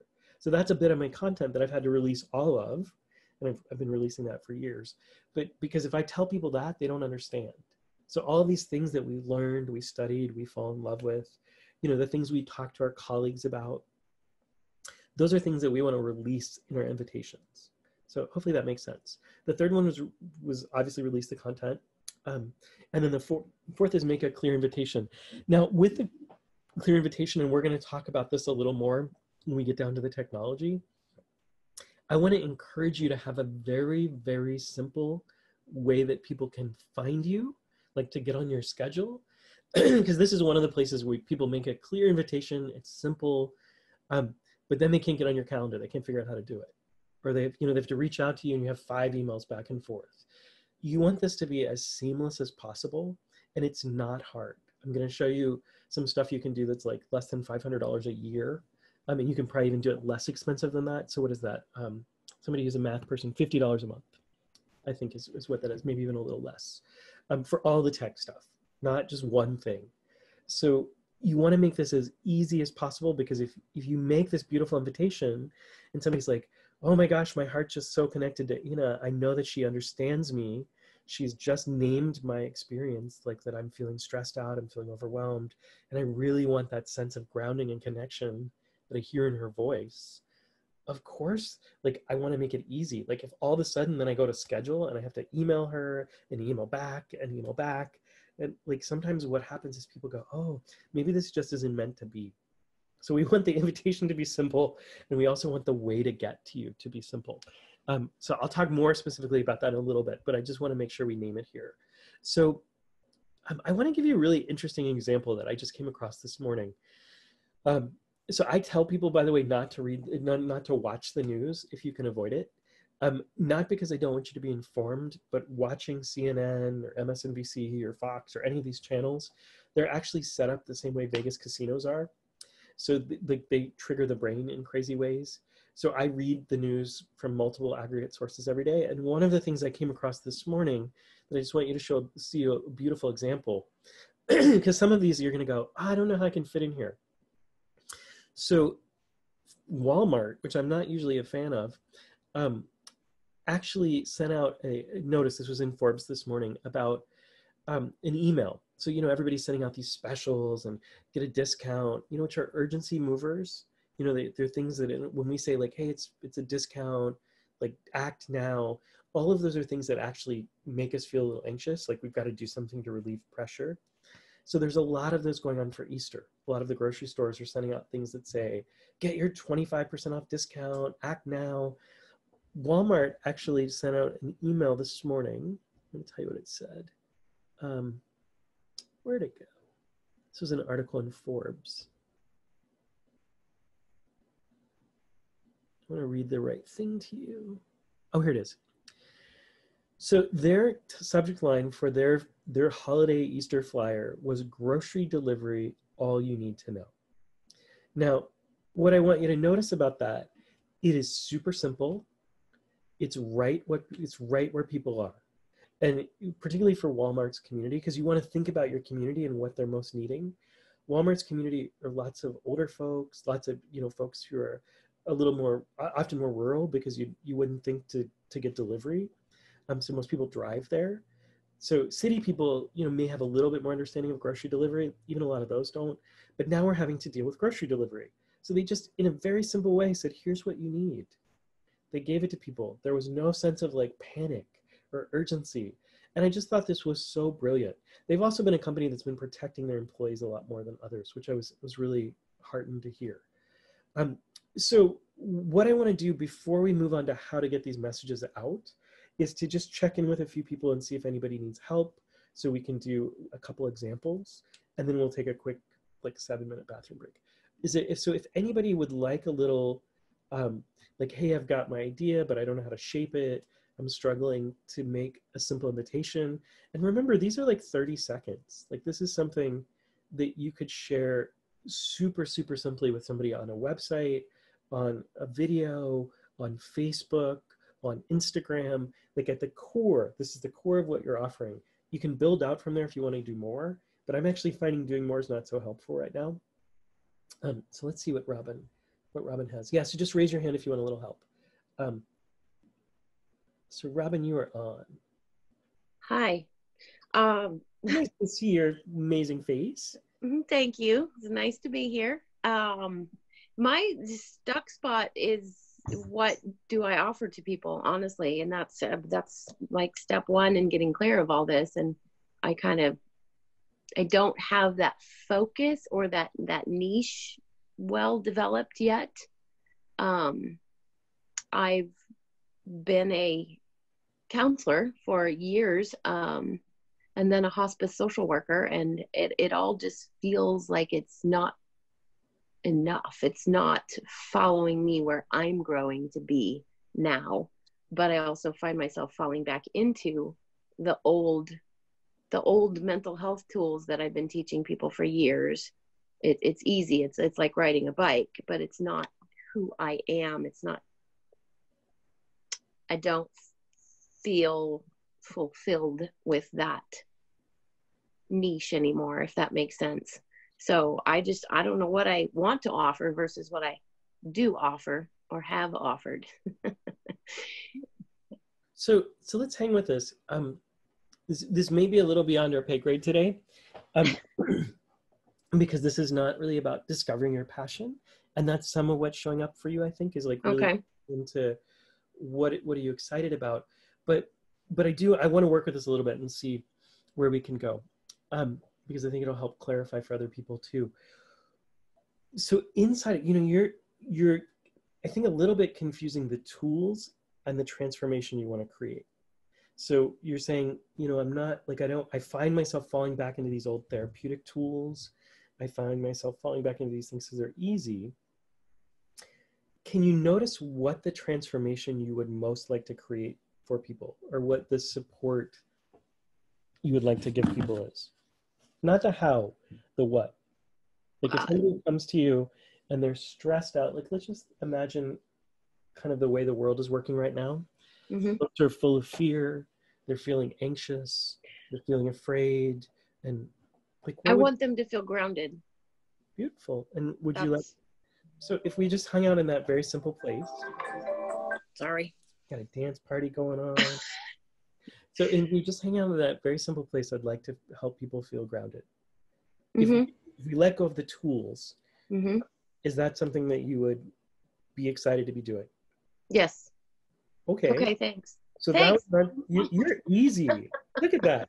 I mean, you're this brilliant therapist. She's like, oh no, I don't know what I have to offer people. There's so much to offer people.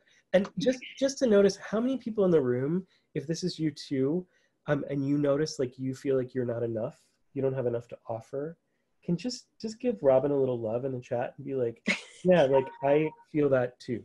Like I think all of us have some of that right now, because the thing is so big, like what we're experiencing, that it's really easy to be like, oh my gosh. So what I've been asking for myself is what's mine to offer, or what's mine. Okay. And what's mine is going to be different than what's yours, and what's, Ina's, and what's Gary's, and what's Jeff's. So you have the capacity and the skill set to help people get grounded. Now, how you do that, I mean, first of all, I think our first job is just to be present in our own groundedness. Right. So whatever tool you use for that doesn't honestly matter. We sit together, and you might say for 30 minutes, I'm going to do a groundedness session. Now, a groundedness session, I will say, that's what we call it as healers. But most people will not understand when we say, I help you get grounded. So we just have to go right where they are. So this would be, if I was making one of these little 30-second promos for you, yeah, I would say, the world is kind of crazy right now. And I have found myself dropping into fear, into confusion, into anxiousness. And, I bet some of you have been too. I bet there's places in you that you wish you weren't going to. Those places that maybe feel old, from when you were a little one, where you didn't feel resourceful. And one of the beautiful things is I've been able to find my way back to groundedness, to peace, to center, because I've been working on this a really long time. I've been a clinical therapist. I've sat with hundreds and hundreds of people and helped them really find their own sense of peace. And if what you're needing right now is peace, what you're needing is calm, what you're needing is center, then I would love to invite you to have a 30-minute conversation with me, and I'll help you find your way home. It's ironic. That's what I've been saying to people, but I didn't put it together with how to move forward with it. So interesting. How many people, just out of curiosity, who are listening in, if Robin had said that to you, would you be interested in a 30-minute conversation with her? And it's not like a test. It's just, I'm testing in to see if it's a check. So I like to check things. Yeah. So that we get people saying, yeah, that felt good. Yeah. And it's really one of the things to remember, because we're going to radical authenticity here. It's actually more about being real and showing up. It's not a commercial. like for anybody, like everybody release this need to be perfect and beautiful and like have the exact like thing. We've got this giant like silver hat on your thumb right now. That's all I can see. It's okay. Oh, it's okay. It's all good. But just notice the sense of what it feels like to just show up as real. And I'm stepping in to each person that I work with on this and just helping you find what's real for you. Beautiful. So thank you so much. Oh, you're all good. That was beautiful. Thank you for sharing with us. So we've got Robin. Let me lower her hand. Then we've got Carrie. Oh, sorry. I think, Carrie, did I get you? Unmute. There we go. Carrie, I think you had wanted to play on this one? Yes, I had to actually take a picture of my question because okay. Yeah, so that was my question. It ties in with what I was saying earlier. Is just, you know, I have been working on the avatar client, like getting clear on who my ideal avatar client is and how I want to impact people's lives, like what I want the result to be. But now I'm at the place where I want to create content that I believe the number 3, if I got that right, you're saying create content and help people, like just be putting things out to help people now. I'm going to pause you, Carrie. Wait. Nope. Let me drive. You've Okay. got so much anxiety around this. So first thing I need you to do is just take a couple breaths with me. Oops, and you just froze on me. Hopefully you'll pop back in a second. So take a couple breaths and hopefully it'll come back. And if not, I'll pick you up when we come back. So for anybody, I'm just going to name this while Carrie's coming back. This is really common for us to feel really anxious and like have all this like, I need to do something, and like it feels like this. That's the place I'm suggesting we got to come back to resourcefulness first, because Carrie has everything she needs to do exactly what she's asking for, and I can get her there. But just for all of you, I just need you to be like breathing. So I'm going to mute Carrie, and Carrie, when your internet comes back on, I'll pick you back up. And oh, I think it just dropped her. And then I saw Melanie had a question. So let me go over to her. Yeah, and I know it's a little annoying, guys, when I say I need to pause you for a second. But I promise it's going to be more helpful if you just go along for the ride with me and I will get to your question. But sometimes it's just helping you step into a more resourceful state first. And I should have you, Melanie. Hi, it's nice to meet everyone. I have 2 questions. The first is a clarification question. So I want to make sure I'm clear that when you say release the content, you are referring to releasing that complex industry language, and that you are suggesting that we demonstrate a benefit statement. Is that correct? Well, so okay, I have to laugh because you're going to that industry language to get to ask the question. But it's okay. It's all good. I get it. So yes, and so it's a little sneaky. So not sneaky in the sense of like I'm being sneaky or we're being sneaky. It's just different than what people are used to doing. What I'm talking about is specifically in your invitation. So specifically in this small invitation, the benefit statement is usually going to be the place where we talk about what they can get from this. But if we've talked about it ourselves, like you heard me just do the piece with, oh my God, my brain just froze, Robin. So, where I talked about like, if you want to find peace, like totally fine to say that. Releasing the content would be something like where usually people will say, I have a 4-step process that can help you go from anxiousness to peacefulness that I would like to teach you. So that's when we get stuck in the content, when we need to show people our steps, because here's part of the problem. As soon as I say, I've got a 4-step process and I'm somebody who needs an answer, a solution right now to the panic or the health issue or the whatever, the 4-step process feels overwhelming. I'm already overwhelmed. You just added to my overwhelm. So all of those pieces we've been taught to say, like, here's my giant ass sales page, for example. Like, I'm not doing any of those right now. I'm like, look, if you want to come, great. Like, I'm like, here's what, like, if you would like this result, and I'm happy, I do like, I did the 5 points on the invitation for this, so people would have some idea what we're doing. But the idea is just to, as much as we can, in a 30-second invitation, to give people a feeling. So if what I'm wanting to do, like, what do you do? Like, what are you helping? Well, that was part of the next question. So I offer a multitude of services ranging from shamanic energy medicine, trauma counseling, health and meditation coaching, coyote mentoring, ceremonies, and readings. And I'm wondering, do I do different videos and invitations for each of those separate services, or try to simplify it? So just breathe with me for a second. What happens in all of those? Like, what's the fundamental shift that happens no matter which one you use? Freedom, peace, expansion. Okay, now feel it when you tell me, because freedom, expansion, like I'm like,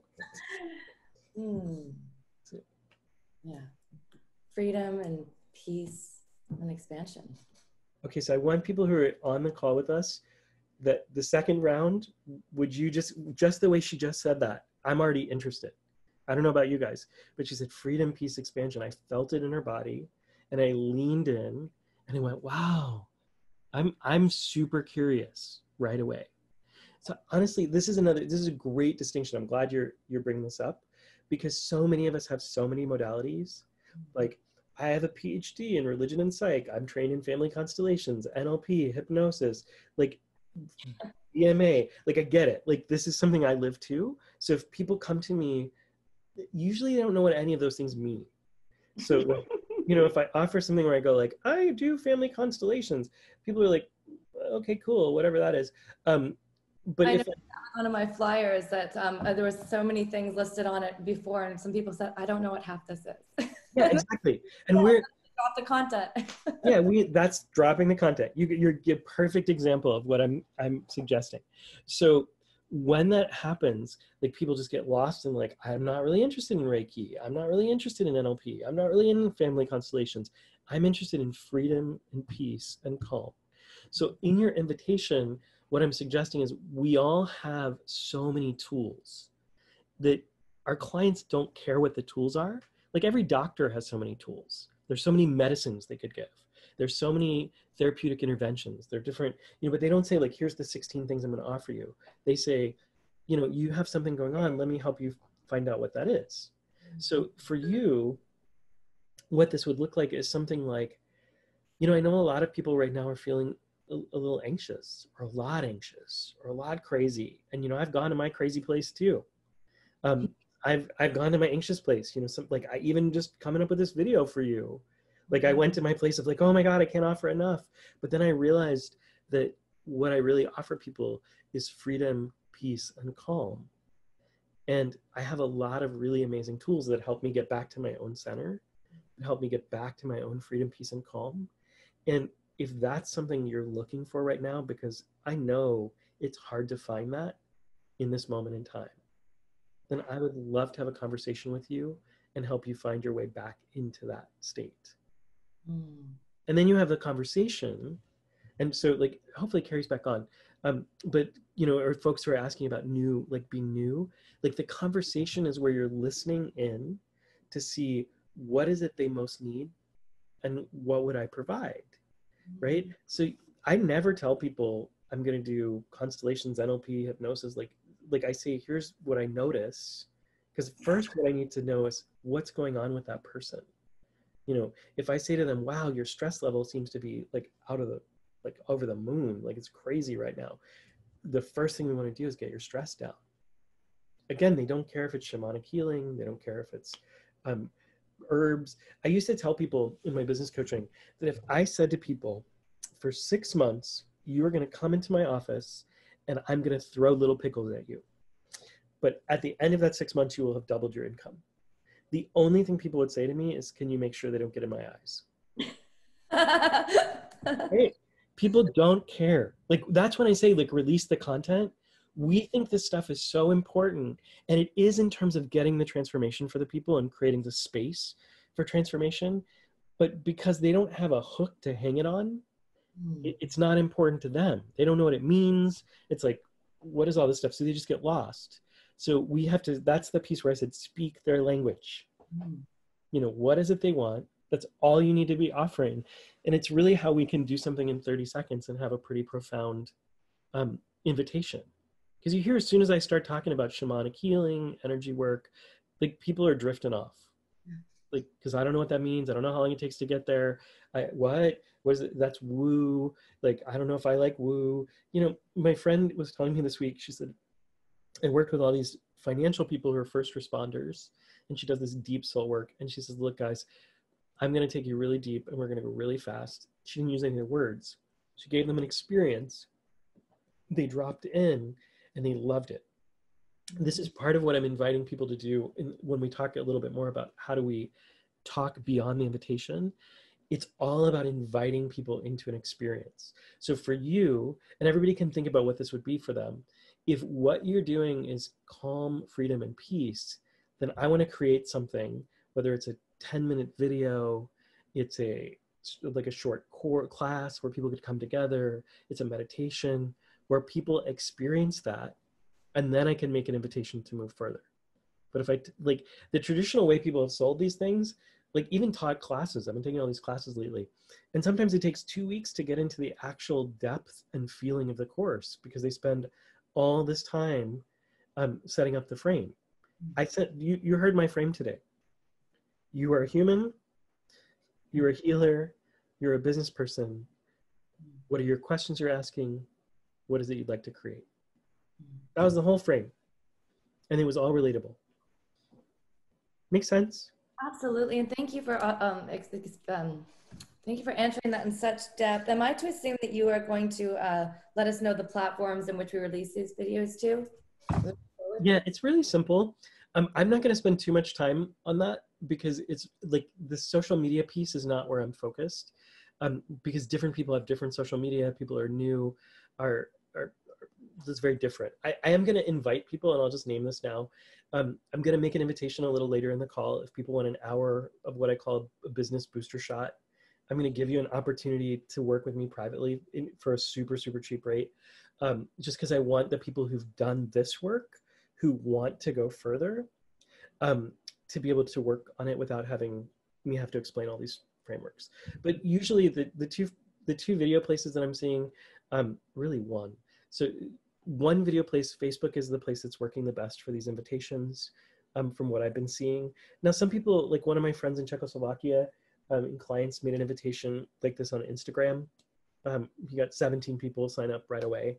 So Instagram is a useful one if you have a following on Instagram. So it's really where you have a following.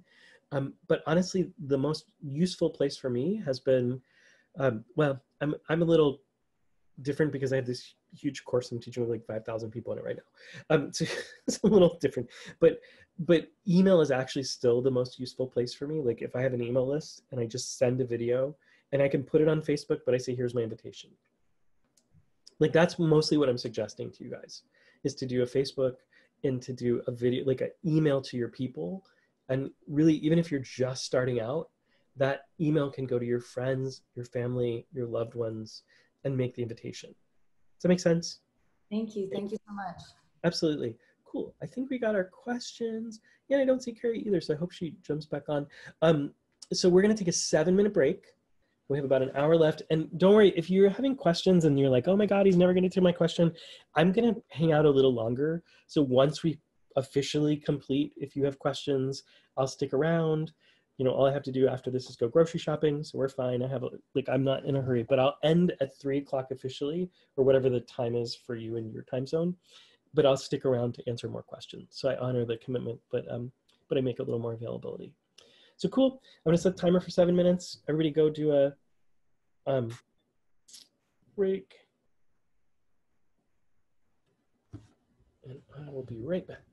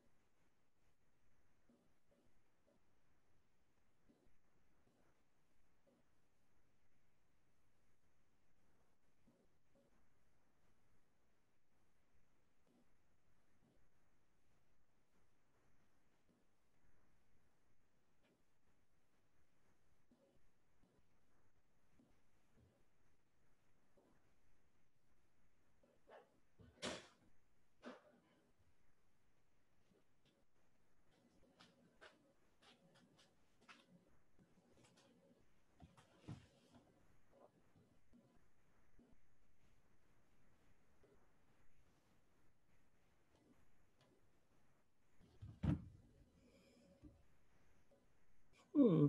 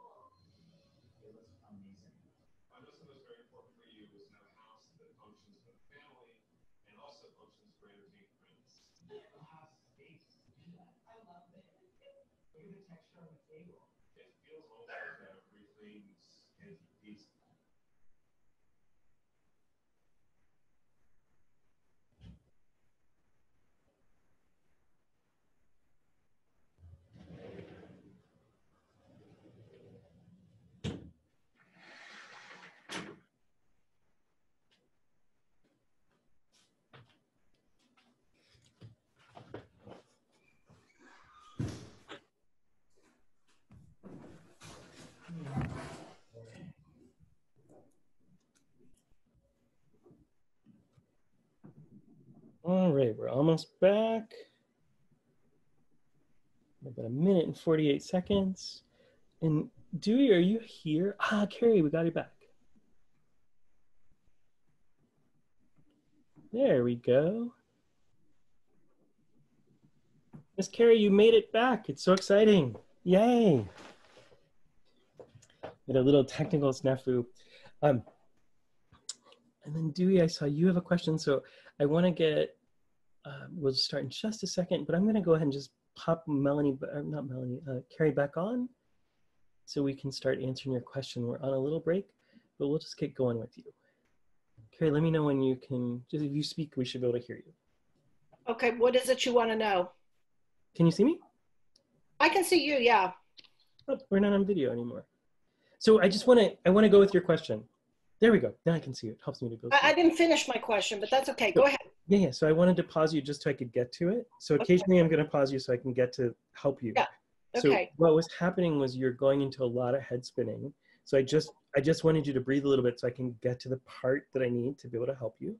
So the first part seemed to be just really in just one sentence, what's the primary question you have? Is it what you can offer? Just so I can start there and then we can move. Yeah, I think it's just yeah, I mean, I know what I want to offer. I just have to find a way to get the content. I mean, I know how to get the content out there, but just I want to start doing the content and make the invitation and make it easy for them to sign up. So I just feel challenged with that. So that's all. That's all. Gotcha. That's it. So that's an easy question. So we just did a 30-second invitation. Did you have the sense that you could do that 30 seconds? And I can work with you on one if it's still feeling a little stuck. Who, you and me just did a 30-second invitation? So I just taught a whole bunch of pieces with people doing 30-second invitations. So everybody. Yeah, I missed all that. I mean, I couldn't get back on, so I was cut out from that. So what is it that you're wanting to do with people? Oh, no, it's fine. I'd rather just be muted at this point. I'm cool. I'm just going to sit on the call and I'll listen in the replay. I'm all good. Okay, great. All right, let me put you back on mute. And then I saw Dewey had a question, so I'm going to go to Dewey, and then we'll jump back in. So Dewey, are you on? Hi. You are. So nice to see you. Hi. Can you hear me? We can hear you good. Yeah. Okay. So I've got two questions. Shoot. The first question is, so I've started, well, I have a business, and it has nothing to do with this, but I felt pulled or called to do this healing work, especially ever since the virus started. So I've been going on live. I've been doing meditation with people. At the moment, it's all free because I feel like I just want to help. So the first question is, how do I transition this to not being free without feeling guilty? Because I feel like I'm so blessed. My business is still doing well. I know a lot of people are struggling. So how do I transition from that? So the second question is, I think it's the first part, like, what do I have to offer? I'm not 100% clear yet. So, well, what I'm hearing is that you're able to offer these meditation classes. Well, what's the class you're offering? It's a mindset thing, and also some meditation and just some tools that I've been learning, and I'm just sharing people what I've been doing, and they help me, and I'm hoping that it would help them, and a lot of them are obviously helped by all these tools that I'm sharing. Okay, so inside of the tools, Dewey, what is the bigger thing that happens? Like, you've got all these tools that are leading them to be, like Melissa said, peaceful, calm, free. Other people are, leading them to health. What's the big what's the thing they're heading towards? Abundance. Okay, so you would help people find abundance in the midst of all this stuff going on. Yep. And that's what your tools do. Okay, so then the guilt piece, that's harder for me to deal with in this session. Are you in Money EQ with us? I am. Okay, so there's some tools in there that will help with the guilt piece. Okay. And I would say to anybody somebody said, oh, I've got the same thing, like I'm feeling a little guilty because I don't want to charge.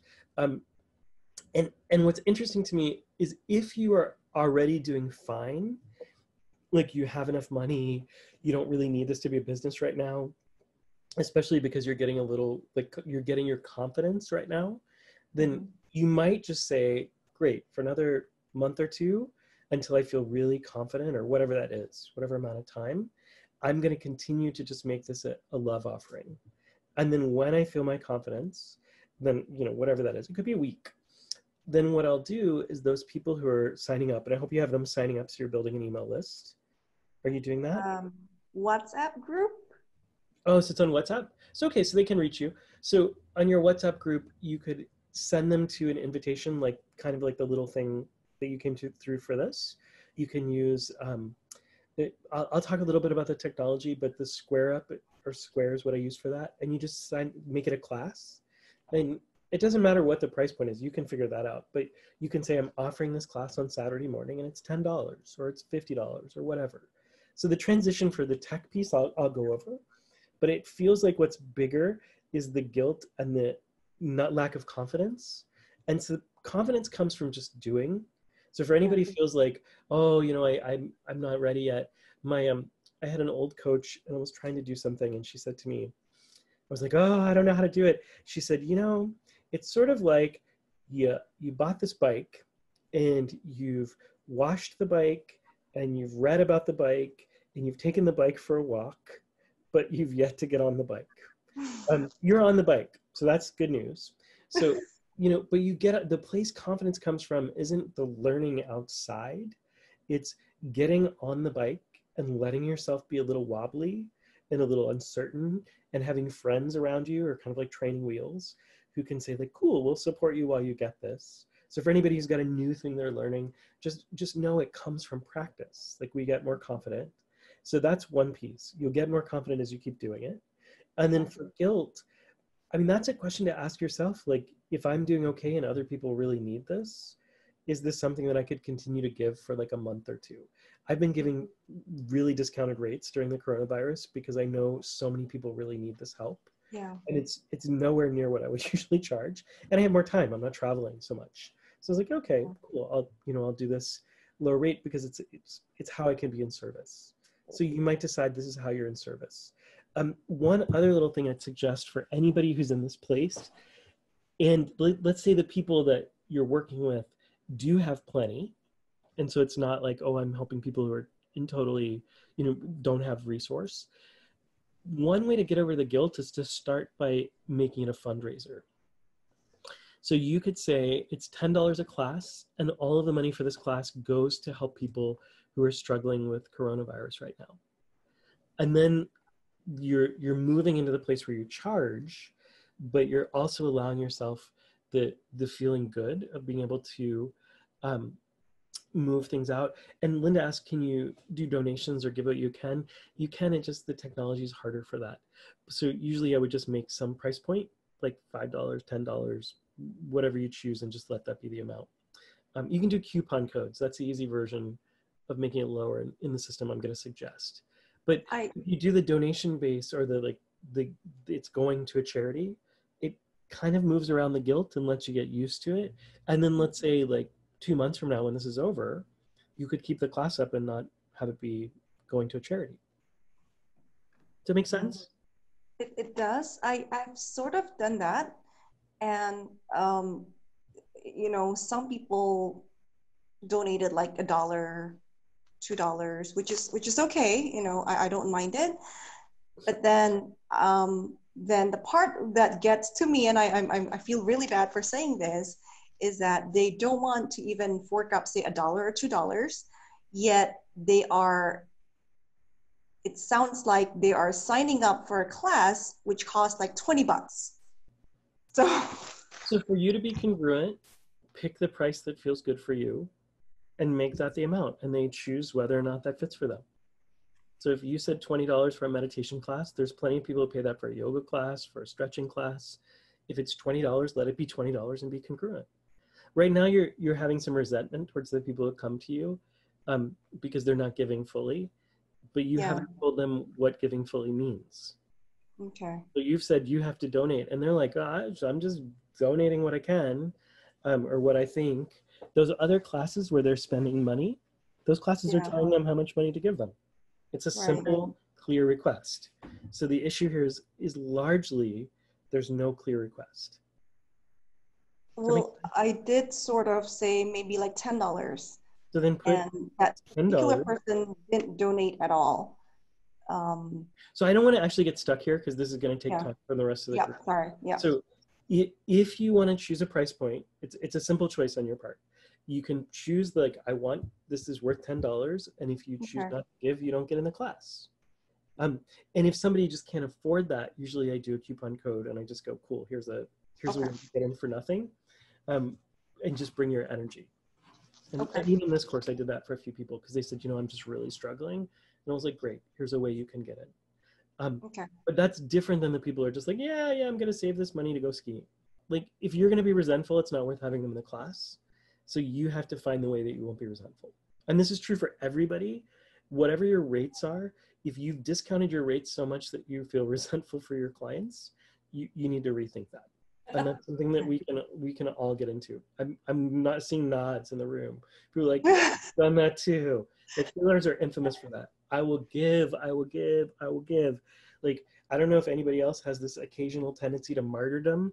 Like, I will give all of myself. Please walk over me. Like, a rug in the street. It's like, we have to own our own value and find a place where people can feel our value, and if they don't, then they don't have to be part of it. Okay. Cool. Thank you for bringing that up. I think that's really helpful for a lot of people. Thank you. Awesome. So I want to talk a little bit about how to get your message out. This is a little bit of what Melissa was asking, and I'm really simple on these things, in part because you can always get more complex, but if you start complex and you try to go simpler, it's harder. So what I'm noticing is so for example, complexity in terms of getting your message out would be like, oh, I'm going to spend a bunch of money on Facebook ads, or I'm going to spend money on Instagram, or I'm going to partner with people. Partnering people I actually like. But here's what I want to invite. you have a simple invitation. It's a 30-second invitation. People are really needing what you want. You will need a website, like a simple website, so people can see who you are if they haven't met you before. And I'll talk a little bit about that in a bit. But in terms of getting these invitations out, there's an invitation and then there's transformational content. So for example, I did a workshop a few weeks ago that was a 90-minute completely transformational piece that was just about stepping into resourcefulness. I taught another one of these classes the other day for Mind Valley.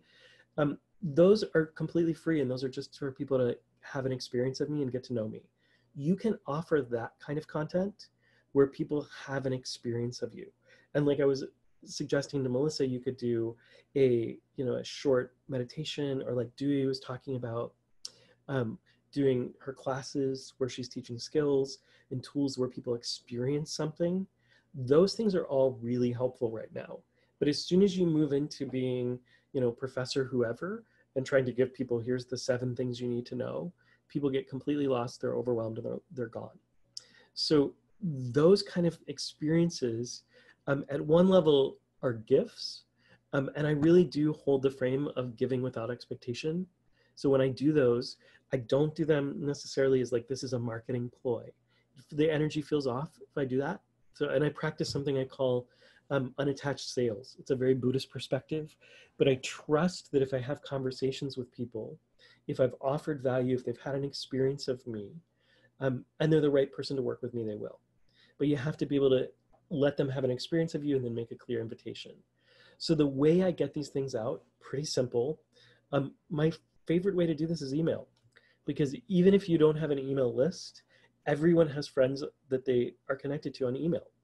So you can send an email that says, hey guys, hey girls, hey people, I'm doing a meditation class because I know how important this is for people. I know how, we use our same tools that we just talked about, same technique. And here's the link to sign up. It's very simple. We all have email friends. Please share this with people that you know. We also pretty much are all connected to Facebook. So you can also put this up on Facebook. A lot of you found this retreat because I put up a Facebook notice that just says, if you would like to be part of this, simply like private message me or notice the link below. Now there is something to be said here that a lot of people don't know. If you post something like this in Facebook with a link in the top, in the posting, Facebook will throttle your post, meaning they will not show it to people because they don't want anybody leaving the site. That's why you see people saying, look for the link in the comments below. So it's really simple ways to get this workout. Email list, Facebook. If you've got something like an Instagram following or YouTube following, by all means, put it out there. But what you're wanting to do is a transformational experience, and also think shorter rather than longer. So, I did a 90-minute thing. This is longer for 3 hours because we're really diving in, and there was a little fee for it. But shorter, like 20 minutes, 10 minutes, those are digestible. And most people, if you don't understand how the brain works for education, 20 minutes or less is better, because really that's all our brain can handle. But I'm doing things to like give the brain breaks, even in this longer period, so that people can stick around longer and hold the space. Let me see if there's anything else. So I have a couple examples for what this means. So I shared earlier that I did a class with my yoga teacher last night. He's actually my massage therapist, but he teaches yoga. If he were to put out some yoga stretches, if you're a yoga teacher and you say, hey, I'm going to give you a 10-minute de-stress yoga session for free on YouTube, just in general for everybody. You can put the de-stress yoga out and say, if you'd like to have a conversation about what this would look like to have your own customized version, click here. That's an example of giving people an experience. For somebody like Robin, who wants to bring people into this grounded space, it could be a 10-minute grounded meditation. You may have to put more of those out. Right now, one of the things I'm doing, you'll see these come out next week, is I'm doing 30 days of poetry. And it's really, there's no intention of there being a sale behind that. It's an opportunity to offer and to give freely so people can just feel good, right? I'm just providing experience. So the old rule of thumb from Perry Marshall, who's my favorite marketing guy, just because he's so generous, is that for every 10 things that you give that are generous, that are inspirational, that are uplifting, you make one invitation. So most of us think it's all about invitation, invitation, invitation. You have to be giving. And giving doesn't mean like I need to make 10 videos. It could be as simple as I'm going to put up an inspiring post, or I'm going to share a tool with people to my email list. So if I say, you know, I just listened to this beautiful meditation by Robin and I want to share it with you. Like I could send a link out to my list and they could just get value from me by sharing somebody else. So it doesn't even have to be stuff I create. So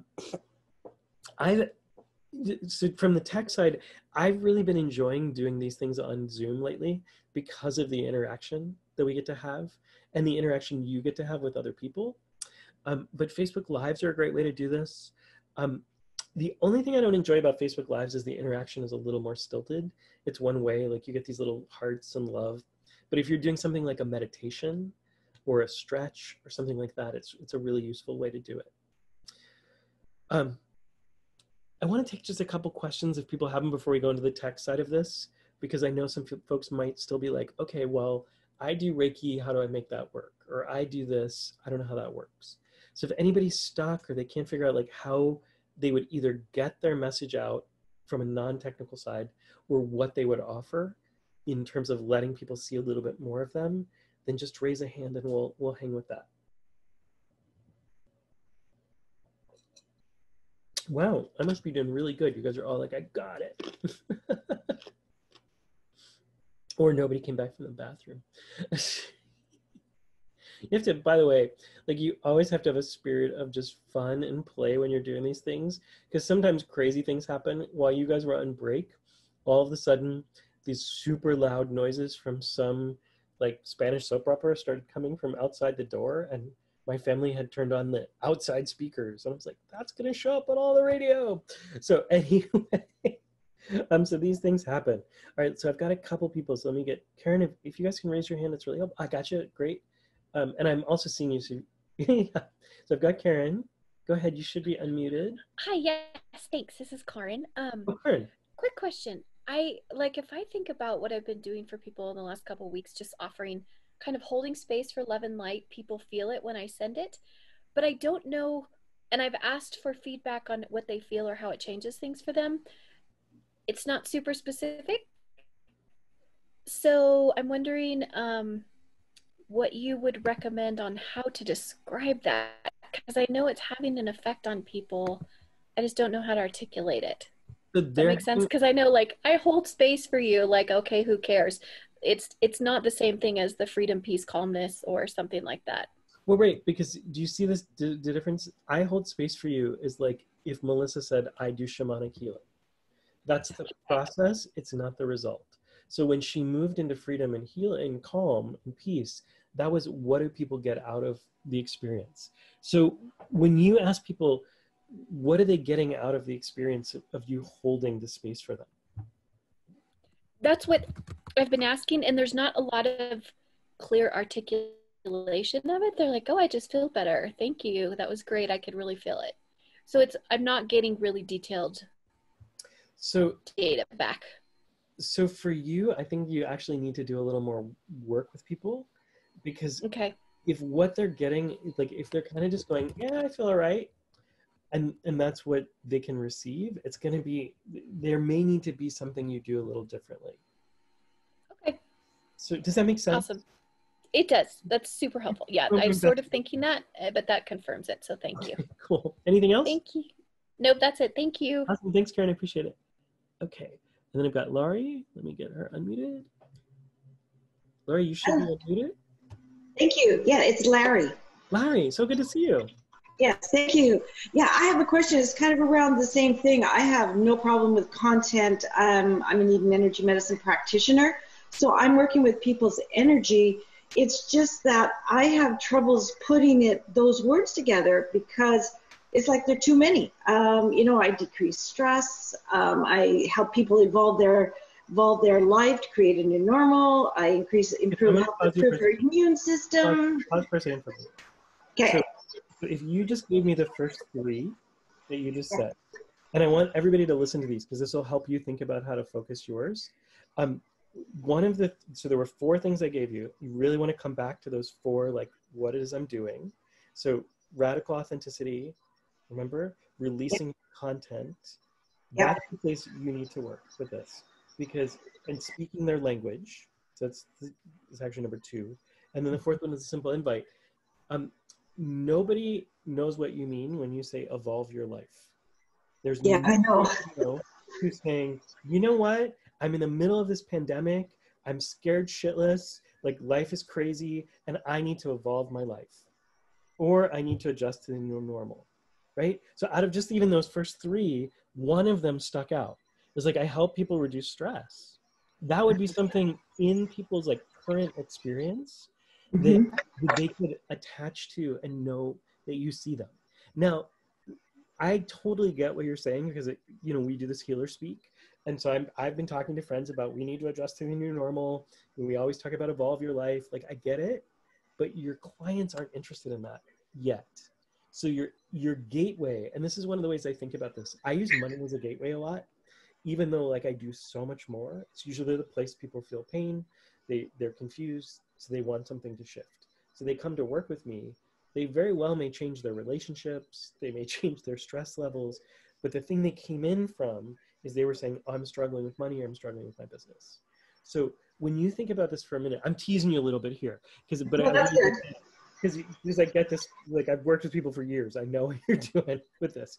If you think about your clients, what is it that they most need right now in that list of things? Because I bet you have this giant list and we could narrow it down to 2 or 3 that would be like, hey, these are the 2 or 3 things that like people would say, oh my God, thank you so much.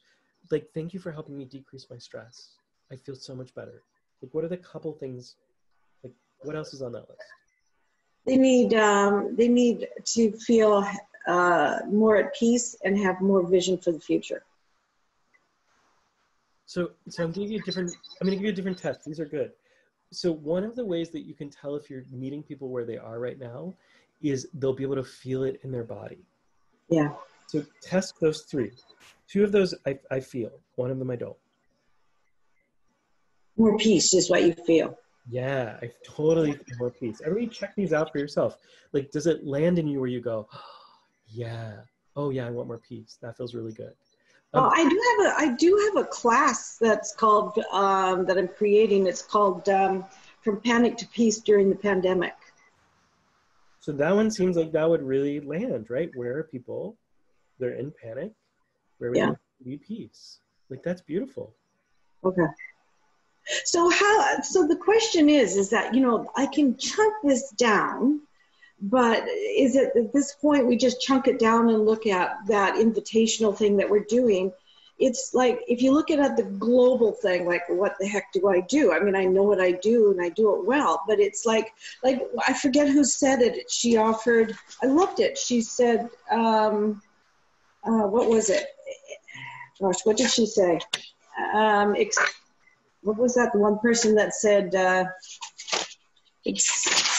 freedom, peace, and expansion. I love that. I would love 3 words. Do we need to find that now, or just work with, the stuff that's going on in the moment, like the panic to peace? I can get that. But what about that bigger picture that on a regular day-to-day basis that we say, when people say, well, what do you give me? Yeah, so peace. It's just peace. Yeah, like you don't give them panic, I hope. So we're not going to use that word. So we're just going to hang with peace. So the funny thing is, here's what I'm watching in the middle of this. People think when I say meet people where they are, that it's all about this pandemic. Like, this is actually something I was teaching long before this pandemic started. Yeah, me too. Yeah, so that so many people like you were saying things like evolve your life, like all these things that people can't hear. Jeff has been a friend of mine for years and years. You could tell him, I used to tease him and say, try these words, and we would watch people's eyes glaze over. So we have to meet people where they are. That's not going to radically change from like now to after the pandemic. It just happens to be right now in the pandemic, the biggest thing people are feeling is fear. People were feeling fear before it. People will be feeling fear after it. People will have uncertainty.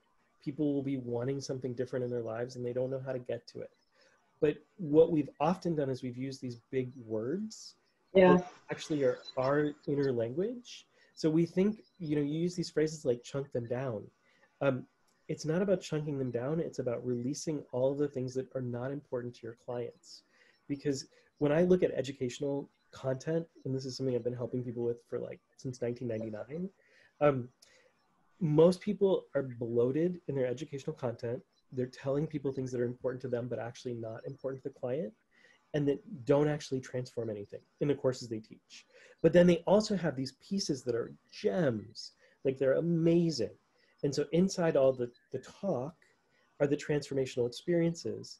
So most of the time when I design transformational stuff with people, I have them do the transformation first, and then let the talk come as much as possible from your students, who are then able to own their own experience. And then if I need to add something, I'm useful. But the more as educators, like in our healing part of our work when we're being educators, the more we can walk people into their own truth. So they can do an exercise with you where they feel so peaceful. And then you say, what happened for you in that? And they start to explore and identify their own experience. Then I might say, this is some of how the brain works with that. But they've owned the experience. And most of us do it the exact opposite way. I look at so many courses people bring to me, and I say, you've got to cut 50 to 60% of this out, and you have to make it much more about the student than about what your ego is connected to. And when I say you, I don't mean you, because I haven't seen your content. But we all as teachers need to realize that the old model of teaching was actually pretty ineffective, where teachers stood up at the front of the room and talked at us.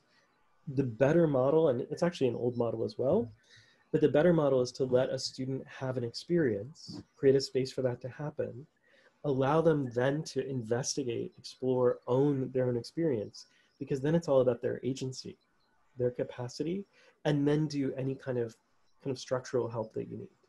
So I don't see this as changing the world radically. So like from panic to peace, I think you could take something like that and give them, I don't know how many weeks it is, but let's say it's 6 weeks, 6 experiences of moving into peace.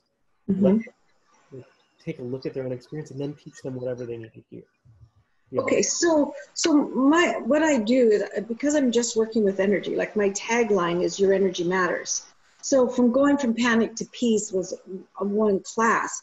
How do I move that into, because it's all energy work, that I'm working with their energies, do I need to bring that in or say that as well? Because, if somebody says, I would never use the word peace as far as what I do. It maybe is their outcome, but they raise their energy levels. So do I need to put that in as well? So I don't have a lot more time, because you're kind of going into like a session with me. So here's the invitation, is to really get clear about what you do, because you just shifted what you do. So we talked about peace, and then you said, no, what I really do is raise energy levels. That might actually be what you tell people you're doing. So you have to find the core of what result you create with people, and then we move from there. You're also getting caught on this, what do I name it, which I don't really care about so much. This panic to peace is a catchy name, but we're talking about how do you get people one-on-one into a session with you or a conversation. The title is not, I'm not going to title any of those, because that actually moves us out of radical authenticity and into marketing speak. Okay. So does that help? Yeah, that helps a lot. Thank you. Cool. I feel like I'm allergic to marketing speak, so I try to stay away from it as much as I can. And just be as authentic as you can, and that's really what's going to move the needle. Okay. Thank you. Question. That was great. Okay, I have time for one more, and then I have to move. Let's see. Let's see if I've got somebody who. So I've got Karen. I got Laurie. Okay, and then I'm gonna, let's make this one short, if we can. I've got Ina up. Oh, okay. Maybe she'd already asked her question. So, all right, so I want to keep going a little bit. I want to talk, so you've got some ideas of how to put this out. We've got some ideas of how to release the marketing language. I want to spend a few minutes, very, very few minutes on tech and then talk about your offering. Because there is like, how do I actually get paid? Which is important. But wait, that's the last piece, because that's the last piece of any conversation I have with people. And so, I'm gonna hold off on getting your question till later because it didn't let you speak. But I'll come back to you. So in terms of tech, part of what's happened for people in the healing world is folks who have never been online are all of a sudden going, oh my God, I'm used to seeing people in my office, in my space. And now that's shifting. So we've got to find a way to, if you've never been online, get online. And for those of you who are online, what I want you to think about is how can you make it easier both for yourself and for other people? So I'm going to give you just a couple things that everybody needs. Just because I get these questions all the time, I'll give you a couple suggestions. Not any service that I suggest do I make any money from. So this is not like an endorsed thing. I just have some technology I'm really enjoying right now. So essentially what people need are 4 things.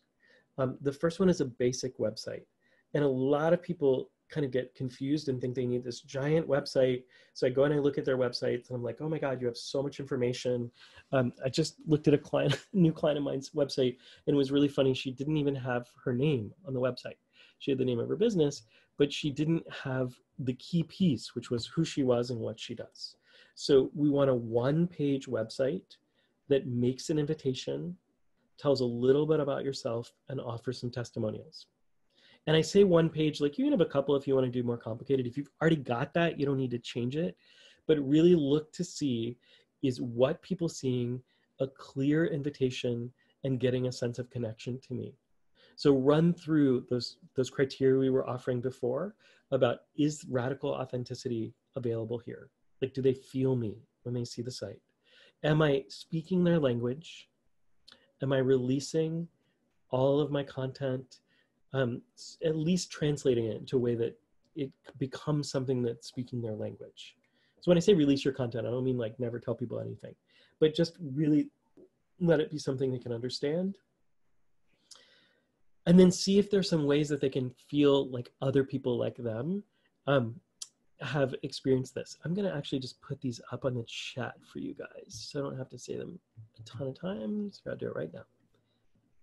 Give me 1 second, guys.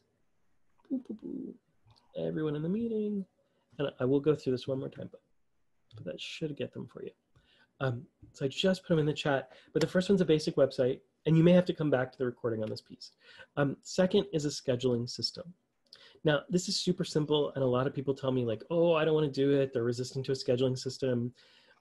They love the back and forth of emails and calling people. Here's what I've noticed. The back and forth is exhausting for most clients. So most people now are used to being able to go online and schedule. So it's worth it to have a scheduling system that's just easy for people. I use it, let me see. So let me go back for just a second, so the technology that I use for everything right now is actually Squarespace for websites. Some of you might use Wix. I look for simple. And I've moved off of WordPress, which I know is the industry standard for a long time, because WordPress has so many little plugins that when a plugin gets adapted, it can actually crash everything. So Squarespace or Wix or some platform is super helpful if you're not running a giant enterprise. If you're running a big company, it's different. But Squarespace is really easy and super inexpensive. For scheduling system, I use Acuity. There's a ton of these. There's bookings.com. There's a lot more systems. I use Acuity for 2 reasons. One is it's really easy.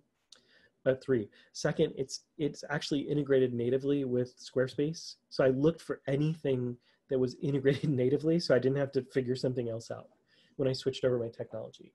And the 3rd reason is they do this beautiful thing where you can integrate with Zoom, and they will create a separate room for any Zoom person. So a lot of us just use our personal meeting room to meet with people. And you end up sometimes getting clients who are meeting with you tomorrow or next week, popping into your room. It's like, oh, what are they doing here? So then you have a private meeting room with every person. So that's the 2nd piece of tech. So scheduling system. The 3rd piece of tech you need, if you're new to this, is a way for people to pay you. Then again, there's tons of options, PayPal, Stripe. I use Square, which is squareup.com. Again, I don't make any money if you use any of these services. So these are just the ones I like. I like SquareUp for a couple reasons. One is because they're, again, integrated with Squarespace and Acuity, so they make it really, really easy. So if you booked with me for, you sign up for this class, this retreat, you pay before you make an appointment. And it's all integrated. There's nothing extra I'm doing. If you do PayPal, sometimes, at least with Acuity, you have to do it with a separate system. So that's really the biggest reason. The second reason is because they pay you really fast. So, sometimes it's like, oh, like when I first started, for bigger transactions, I had to go through a credit card processor. Right now, they will drop $10,000 into your bank a day. So if you're not doing more than $10,000 of business every single day, which if you are, yay you, take me some lunch. But if you aren't, then it's an easy option. So that's number 3. Number 4 is a way for people to for you to reach them. So just meaning an email system. So I again use Squarespace. I moved over to all of this after using a very expensive system because it was all integrated and easy. Super simple system. I think it's $15 a month. But the whole of this technology, if you put it together, it equals less than $500 a year. So it's very affordable for most practitioners. And when I look at, most of us are paid at least $75 or $100 an hour. That's 5 clients, and you'll probably keep more clients by not having to deal with scheduling and having all these things be kind of running you. Super simple. I don't want to make this really complex. I'm not even going to take questions on this until we get to the next place. And people are offering different options. There's so many different options for how to do this. I'm offering this particular sequence of options because for people who are new or they don't have this technology set up, you can literally set it up in a few hours, and you could probably do it yourself. I also have a colleague who, for I think he's $75 an hour, will set all this stuff up for you. His name is James Hummel, and I'm happy to refer him. He's worked with me with most of my main people. So you don't have to do it yourself, but you do have to get some of this set up. So that's the really easy stuff with the tech. It really is that easy. It's a couple hours worth of work. But where I really want to focus the end of our attention and then take more questions is on how to structure your offerings, because I think this is where people are getting more stuck. So offerings wise, what I mean by that is there you've got somebody to come into you. They've said, yes, I want to meet with you. They're all excited about Laurie's energy work. They want to raise their energy, for example. Like, yes, I want to raise my energy. They step into a call with her, and she talks to them, and she says, okay, cool. However you do your sales process, I'll give you just as a parentheses, because this has been helpful to people. I ask 4 questions in my sales process. And my sales process is way more about listening to the client than it is about me telling them anything. So the first question I ask people is, what's going on for you right now?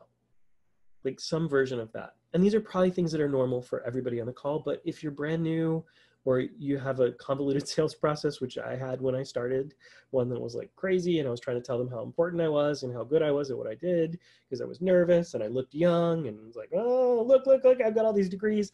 None of that helped. But if I just said, I looked over at Peggy, for example, and I said, Peggy, tell me what's going on.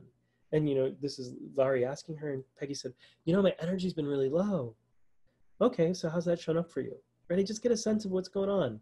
And she gets to tell me about it. And then I say, okay, cool. So what would you like instead? That's my second question.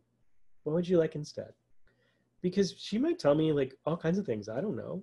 Maybe she says like, I want to have the energy of a 16-year-old again. Or yes, she's like, yes. I love it. She's got the most beautiful face, a great smile there.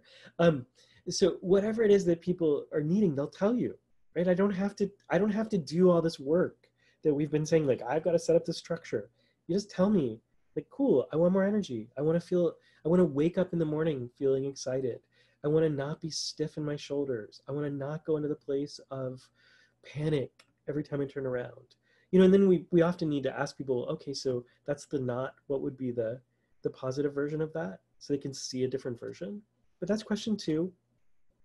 Question 3 is, what do you see getting in the way of that? And this is the place where you're listening to see, what do I need to address as a practitioner to be able to help them? And I've been shocked by this question, because sometimes I look at like a website or I do a business analysis for somebody and I think, oh, cool, I've got this, like, I understand. And they'll say, like, I'll just give you a couple examples of things I've gotten. My dad has Alzheimer's and I'm spending most of my time with him. My husband and I's marriage is going south and all my energy is going there, right? These are not things I'd expect for the core of what's going on in my business. So, and what's the obstacles to getting help?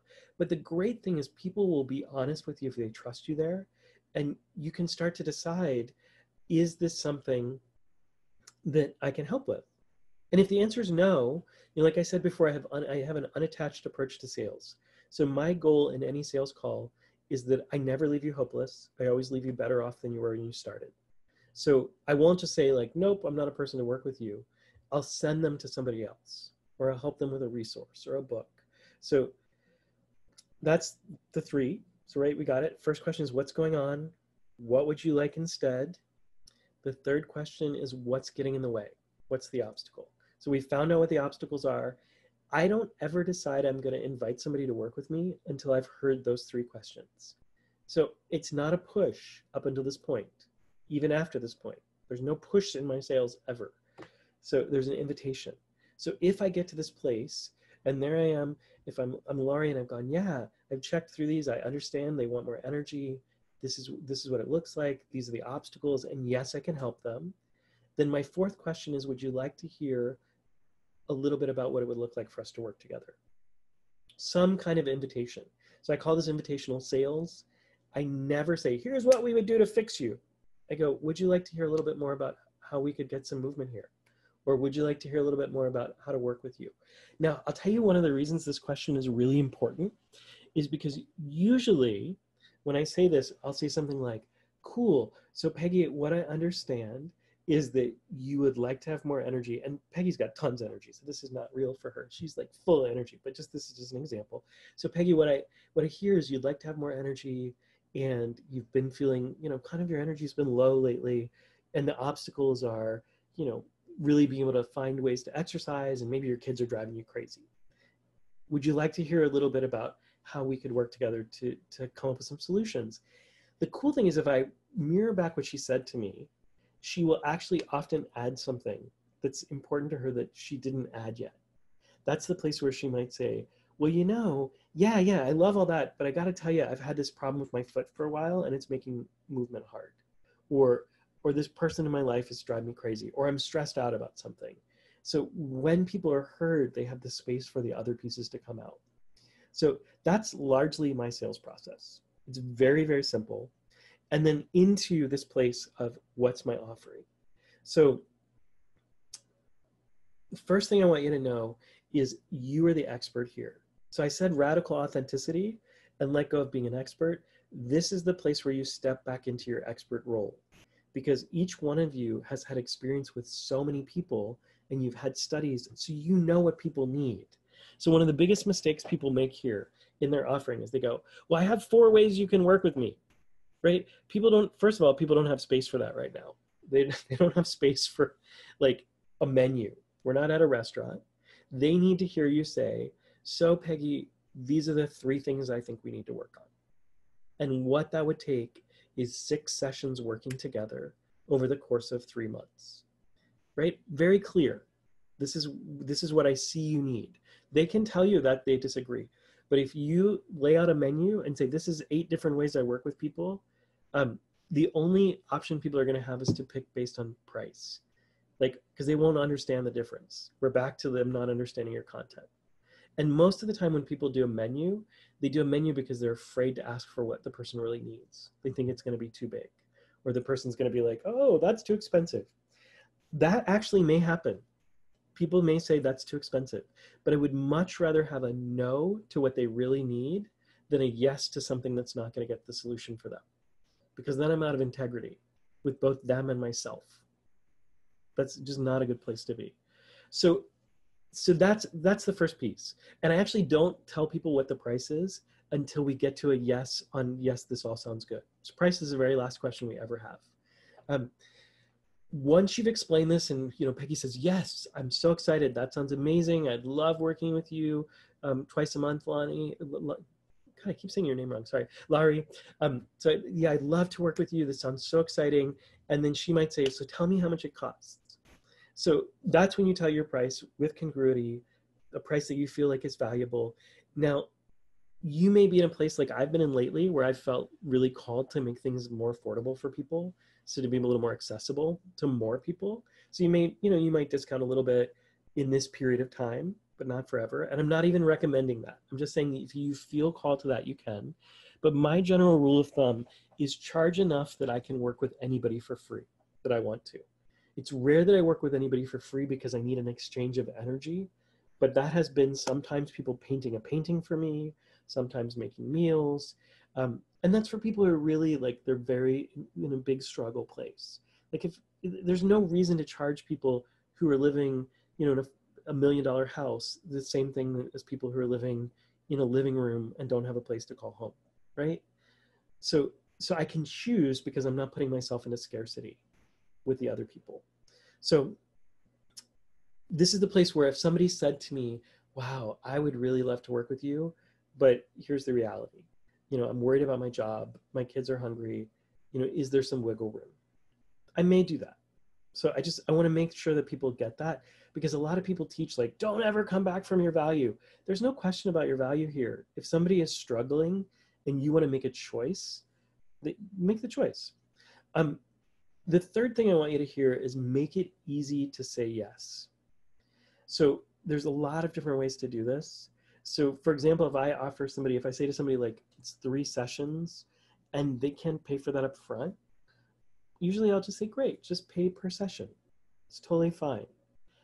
The only and that's, again, this is counter to the advice of most people in sales, for most of life, in my life. But the reason I'm looking at this is because when people are in struggle, if I make it hard for them to say yes, they really just have to say no. So I want to make options available for people so they can make it very, very easy. Now, often it's the exact same amount of money. They just spread it over 3 months instead of doing it all at once. So it's very easy to do this. And many, many healers do this anyway. Fourth is, so that's the offer there. So once we've done that, they're either a yes or a no. I personally don't enjoy when people say, we've got to handle the objections. That feels like a push to me. So stand in your value, make your offer. I like to ask people if they have questions, if people are not fully a yes. I also have a rule personally that anything that's over $1,000, I give myself 24 hours to sit on. So if somebody is not a yes in that minute, doesn't mean they're not a yes ever. And I think sometimes some of the trainings I've watched, people are like, push, make sure you get that sale, because if they don't buy now, they're less likely to buy ever. If somebody pushes me at all, then personally, I just go, oh, cool, thank you. This is clearly not a match energetically, because if you're not willing to let me have agency, I'm not willing to work with you because you're not seeing me as a full person. One of my favorite people is a futurist named Daniel Schattenberger. So if you haven't followed him on Facebook or online, he's always doing these amazing interviews. And he came and spoke at ATL, Association of Transformational Leaders, a few years ago. And he said to us, anything that you're doing in your marketing that is, or your sales, that is not increasing the agency of your clients, you should stop immediately. And I really, I'm gonna repeat that. Anything that you're doing in your sales or marketing that is not increasing the agency, so the capacity to act, the choice of your people, then you should stop it immediately. And I took that to heart. And I've looked for every way that my marketing was following a pattern that didn't do that. And I said, no, that's not who I am. That's not what I want to be. That's not what I want to create in the world. So this is the place where you give people the agency. And if they have an objection, sometimes an objection is just a question or a concern or a fear, absolutely have a conversation. I'm not saying don't answer questions, but I'm saying don't try to weed out the objections. Be like, oh, or help them find money to pay for it. It's awful. Couple other things I want to give you as suggestions here as you're thinking about okay, well, maybe my coaching practice is going to stay here and I want to have some other options. I want to invite people, there's so many people in here that we've talked to today who could offer something smaller, that's kind of almost like a passive income stream. So like things like if I look at Melanie, she might say like, I'm going to offer a meditation that I'm going to charge $5 or $10 for. And it's just a meditation they could download, they could listen to anytime on their own, so they feel really positive and healthy and powerful. Somebody else might say, I want to do a little virtual retreat that's $25, $30, whatever. You can offer smaller things that allow you to have some more income coming in. And often those smaller things will actually lead to other clients and relationships. It's just a lot of what we're doing is we're building relationships over time so that people can actually get to know us, because the more fearful they are, the more people are going to need a connection with us before they say yes. Like if you're sitting on piles of cash in the bank and it's like, oh, of course I can take a risk, I might not even show up. That's different than like, I'm really watching my money and I wanted to make sure that I do this well. Somebody just asked me this question, which I think is a great question. What program do you use for pay per download? I don't have a recommendation on this one.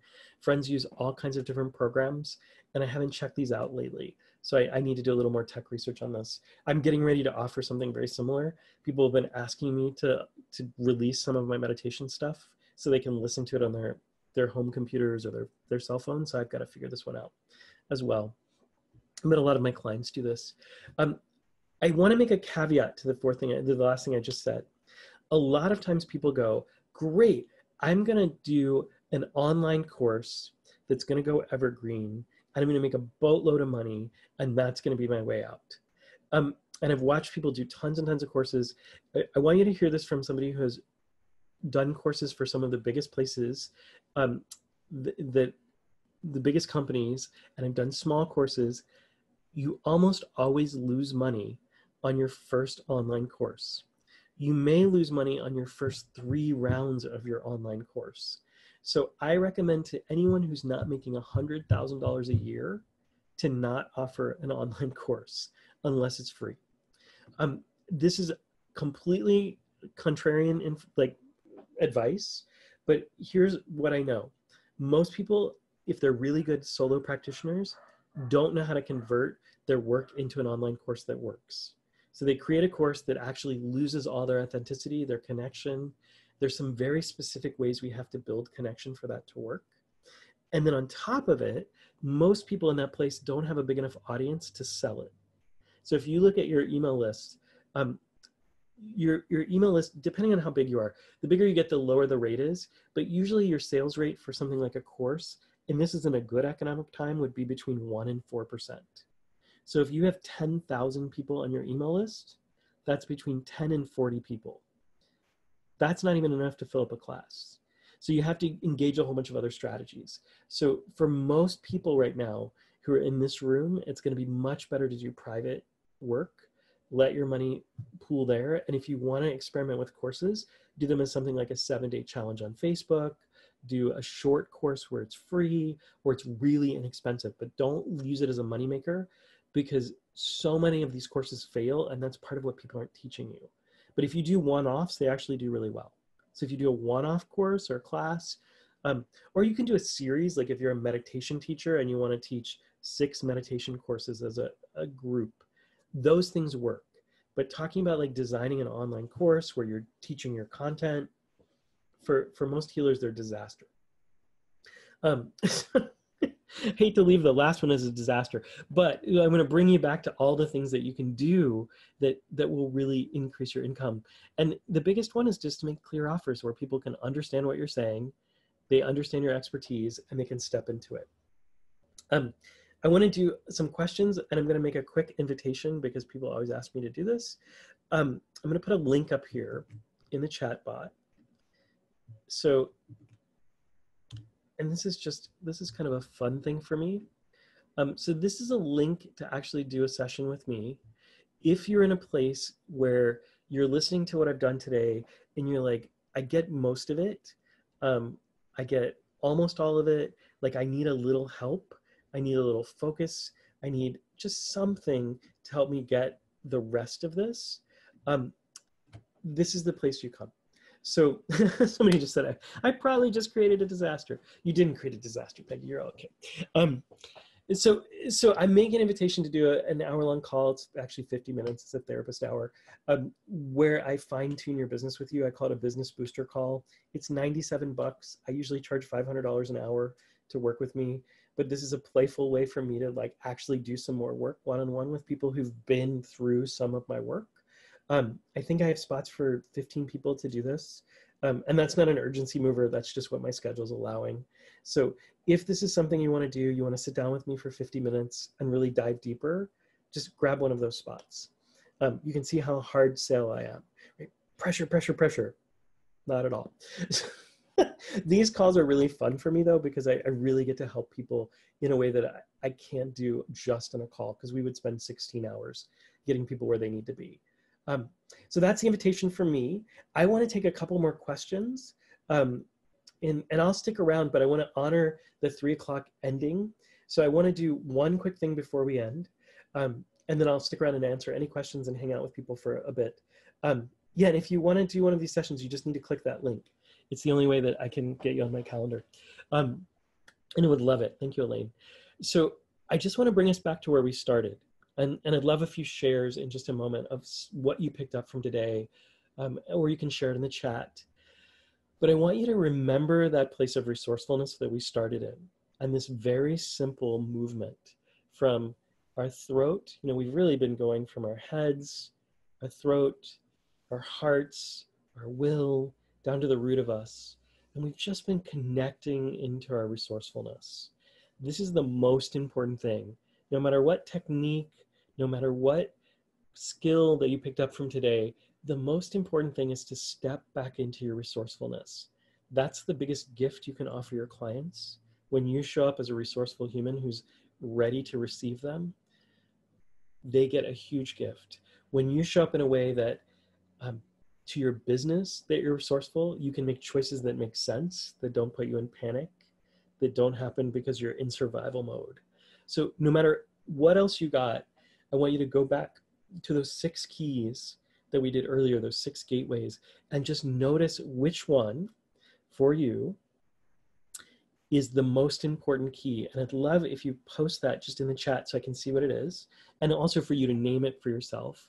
All 6 are helpful, but if you go, you know what, breath is my most important one, that's where I come back to resourcefulness, or my curiosity leads me, or my whatever, you know, my gratitude is the one that I can get the quickest into, or my connection, or my sense of service, or my sense of awe. Any one of those are the, just find which one it is for you so that you can connect. That's the most powerful thing that I can give anybody on this call. So I want to thank you all for being here. This has been extraordinary. I'm going to stick around. I'd love some shares, hear what worked for you, what you learned, and also any questions you have. So if you've got questions, just raise a hand and I will hang out. These will still be on the recording. So I know someone just said it's 2 a.m. in Thailand. It's been amazing. Gary's wonder and awe. So yeah, just raise a hand and I can answer questions. And if you have no questions, then we'll just go about our business and I'll go get groceries. So do the hand raise though on the device. So I see you, Melanie, I'm getting you. But if you can do it on the chat little thing. Unmute. There you go, Melanie. You should be on. Oh, nope, it didn't quite go. Oh, there we go. Now you are. You got it. I won't take up too much time as I already have. I just wanted you to clarify, is your first availability in May or do you have any in April? It's really in May. Okay, got it. That's why I said it's a small window. I'm going to steal one now. Okay. Don't steal it. Just take it. Awesome. Thank you, Melanie. Awesome. And let me get Ina. And I knew you had a question earlier, so I'm so glad you came back, Ina, because I tried to get you and the tech wasn't working. Yeah, that's okay. There you are. Thank you again for all of that. That was amazing.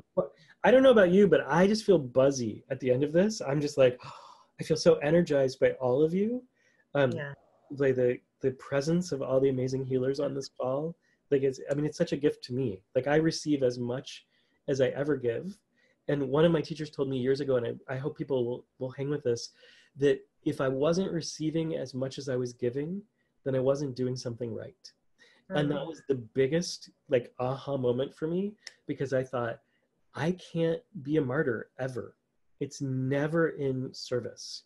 So Barbara, I've got you and I've got Jeff. But yeah, so I just really so I received so much from each and every one of you, every question, every share. It's just amazing. So yeah, so please go ahead. I relate to what you just said. I always say with my clients, I say we're co-creating, because when I get off on a call with you, I took something from that as well, and I love it. Yeah. Absolutely. Yeah. Two questions. The tech stuff, I guess. Not well. Sure. Number 4 in the tech stuff, some sort of email system. What does that mean? Is it just like MailChimp, you mean? MailChimp is great. MailChimp has gotten more complicated over the years. So they used to be a really simple system. If you're using Squarespace, I would recommend using their email provider, because I'll just give you a crazy example. My deliverability rate right now on Squarespace is 99%. That is unheard of. Usually things are bouncing, like there's spam alerts. So 99% deliverability is crazy good. It's very simple to use. And I think for up to 50,000 emails a month, it's like $12 or something like that. So it's a really good rate. What you sacrifice for that is it's more simple. And here's what I have discovered. Most of us don't need very complex. We need a simple email system that we can put people into. And everybody wants to do personalized pats and this and that. And I get it if you're running 100,000 people on your email list. If you're running 5, 10,000 people, 20,000, even up to really 50,000, you could run on a simple system, especially if you're a private coach. When you're a healer, when you're doing more complex things, like you get into the place where you're doing these courses and multiple offers, and then you need something more that's tagging people. But honestly, right now, most people don't need that. Yeah. And just a question, I don't know if you know the answer to this. You talk about Squarespace. Obviously, you love it so much and it resonates. I have a website that was done by a professional developer, and it's on, I forgot the name of the system that you just called, the one that you moved from. Oh, so I moved from WordPress. Oh, WordPress. Yeah, everything was on WordPress for a long time. And I like WordPress. It's great. Just the sticky wicket with WordPress is when they update something, if the apps, because they have all these little plugins, that's part of what makes WordPress so cool. But let's say one plugin isn't updated, it can have a cascade crash and you won't even know which one's not working. Right. So the systems that are maintaining themselves, like Squarespace and Wix, I like them for ease, because if something changes, they make sure it's stable. Yeah. But if I were to stay with WordPress, because I don't know if I even want to go there right now, is it compatible with all the other stuff with Squarespace? So if I'd want to use, say, the emailing and the scheduling and even the payment part, or Squarespace. So you have to have, this is my understanding, and I would check it out, but I believe you have to have a Squarespace website, but I don't know that it has to be turned on. It's interesting. So I was looking at this the other day and I couldn't quite grasp the information because I just didn't spend enough time with it. But if you want a resource for this, my person's name is James Hummel. He's amazing. And you can just email him. I didn't tell him I'm going to send his email out, but it's james@velvetyak.com. Sorry, which one? It's a weird name. Velvet, VELVET, yak, YAK.com. And he could find out for you. Okay, and then one more question, and then I'm going to give the floor to someone else. So it's so perfect because I'm just about to send an email out. Now, I love language, but what you shared in terms of the simplicity and the releasing the content was just beautiful for me. I love that. My question is this. So I send this email out, my authentic self, something really, really simple. From what I received is, I see you and I understand the uncertainty that's going on in the world right now. Would you like to step into more of that ease and flow in life and really connect to who you are? Right? And here is how you can connect with me for 30 minutes. Click this. Let's open up to the possibilities, whatever that looks like, right? I have this program that's coming up. It's emergence of what I had created last year, and it was so beautiful and successful. It's a four-week course, and then we step into kind of a mastermind to just keep going in the process. And I've got a whole document on all the details of that. Do I share that below, or do I just open up the space to allow and then share it? So I personally would rather sell somebody into a course like one-on-one, but it depends. If it's like a $50 course, then that's a different invitation. So, do you know what I mean? It's okay. So what it looks like, it's a small group of women. It is a co-creative safe space. It's just for 4 to 5 to 6 women. I don't take more than that. And it's live. It's fully So live. don't give them details. Let the conversation. So in the same way, I never know if I'm going to want to take a client until I talk to them. I never make an invitation for something that could damage a community to have somebody nuts. I mean, I'll just be as plain as I can, because I've been in those communities where one person shows up and you're like, oh my gosh, they totally disrupt the dynamic, or they really don't get it. So I would much rather have a conversation with somebody and feel like, do they feel right for this community? Or maybe I work with them privately, so that I make that invitation when I get to the place of, would you like to know a little bit about how we work? That's when I'd say, I have this really special program for 6 women, and can I tell you a little bit about it? So, and then if you want to send them the details, that happens after that conversation for me. And I usually charge for that conversation. So even if you do like $47 or some small charge, and this is a back and forth between people, I have to charge because I don't have the time to take free calls. We did a free call offer recently. And I think I got 63 calls in 10 minutes. And we were like, no. So we had to cancel them all because it filled my calendar. So, and they were unqualified people. So that's what we were finding. So like, you really want to make sure that people are stepping in a little bit. Like, it doesn't have to be a giant step, but even $27 will separate people who are just kind of not really serious. Makes sense? It does. It's gold. Thank you very, very much for that. Awesome. What a great question. Oh, and I'm so excited. I get to call up Jeff Layman. I'm so excited. Jeff is my old, no, he's not old, but we live together in San Francisco, and he's an amazing human being. You're on, Jeff. Hey, Scott. Great to see you. Oh, look at this look. You look great. Oh, thanks. Yeah. What hairstyle? Cool. A little longer before. It's trimmed up now. But... yeah, last time I saw you, it was big. Yeah. Very cool. Yeah, you already answered my question, but yeah, I just want to say I really enjoyed this class. I mean, it's a lot of times I sit through these type of things and I can get triggered and I'm like, oh my God, or I feel like, oh, I'm feeling crappy because I've heard you say this stuff to me many other times that I've never implemented. But this whole class today, really, I'm feeling inspired, and also it feels accessible. Oh, I love it. Thanks so much. We got to do a catch-up call soon. Yeah, that would be great. Awesome. Thank you, Jeff. So let's see. I've got a couple more people. I've got Elaine. Let me get you up here. Elaine. These are such great questions. I love it. I don't really have a question, except that, I mean, I have so many questions. I can't just narrow it down into one simple question. But I definitely cannot find a link that I click on for the private session, and that's what I really want to make sure I get. Yeah, let me give it to you again. And somebody else said they're having I think it was you that you were saying you're having a hard time. Let me put it in there for you. It's let me see if this is the right thing. Yeah, see in the chat side where you just said that, right underneath it, you'll just have to copy that out.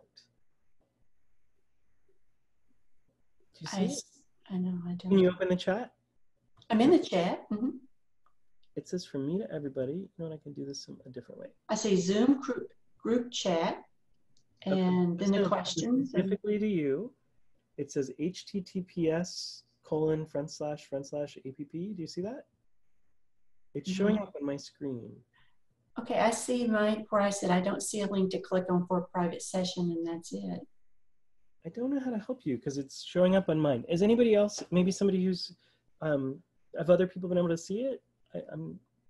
Maybe this is just an example of my tech skills. I don't know, or lack thereof. Because I see you saying I copied it and got into the schedule and could not work it. And Sylvia can see it. Why don't you do this? Can you text me, or I don't want to have you do your email in front of me. What's your email? Well, I don't know how you say it in front of everybody. I can type it in here. It's okay. Just type it in for me and I'll send it. Okay. I'll do it that way. Yeah, I'd love to. Sometimes these tech things you just can't figure out. It's like a ghost in the machine. Okay, Elaine Benson, 52. Great. I will send that to you after we get off the call. Okay. Beautiful. Oh, thank you so much. Absolutely. All right, let me break this one down. Peggy. I see a couple people have this. I just got to do these before we get off because otherwise I won't be able to see the chat. Okay, got you guys. And then I got a couple other questions. Let's see. Thank you so much. let's see. I think I think Elaine is the last one. I've got a hand. Elaine, you're on there now. Oh, do we have Elaine? Oh, no, I had Elaine, sorry. Peggy. Peggy's who we've got next. See what happens when they leave me to my own devices? It gets really, really crazy. Elaine, you should be, or Peggy, you should be on there now.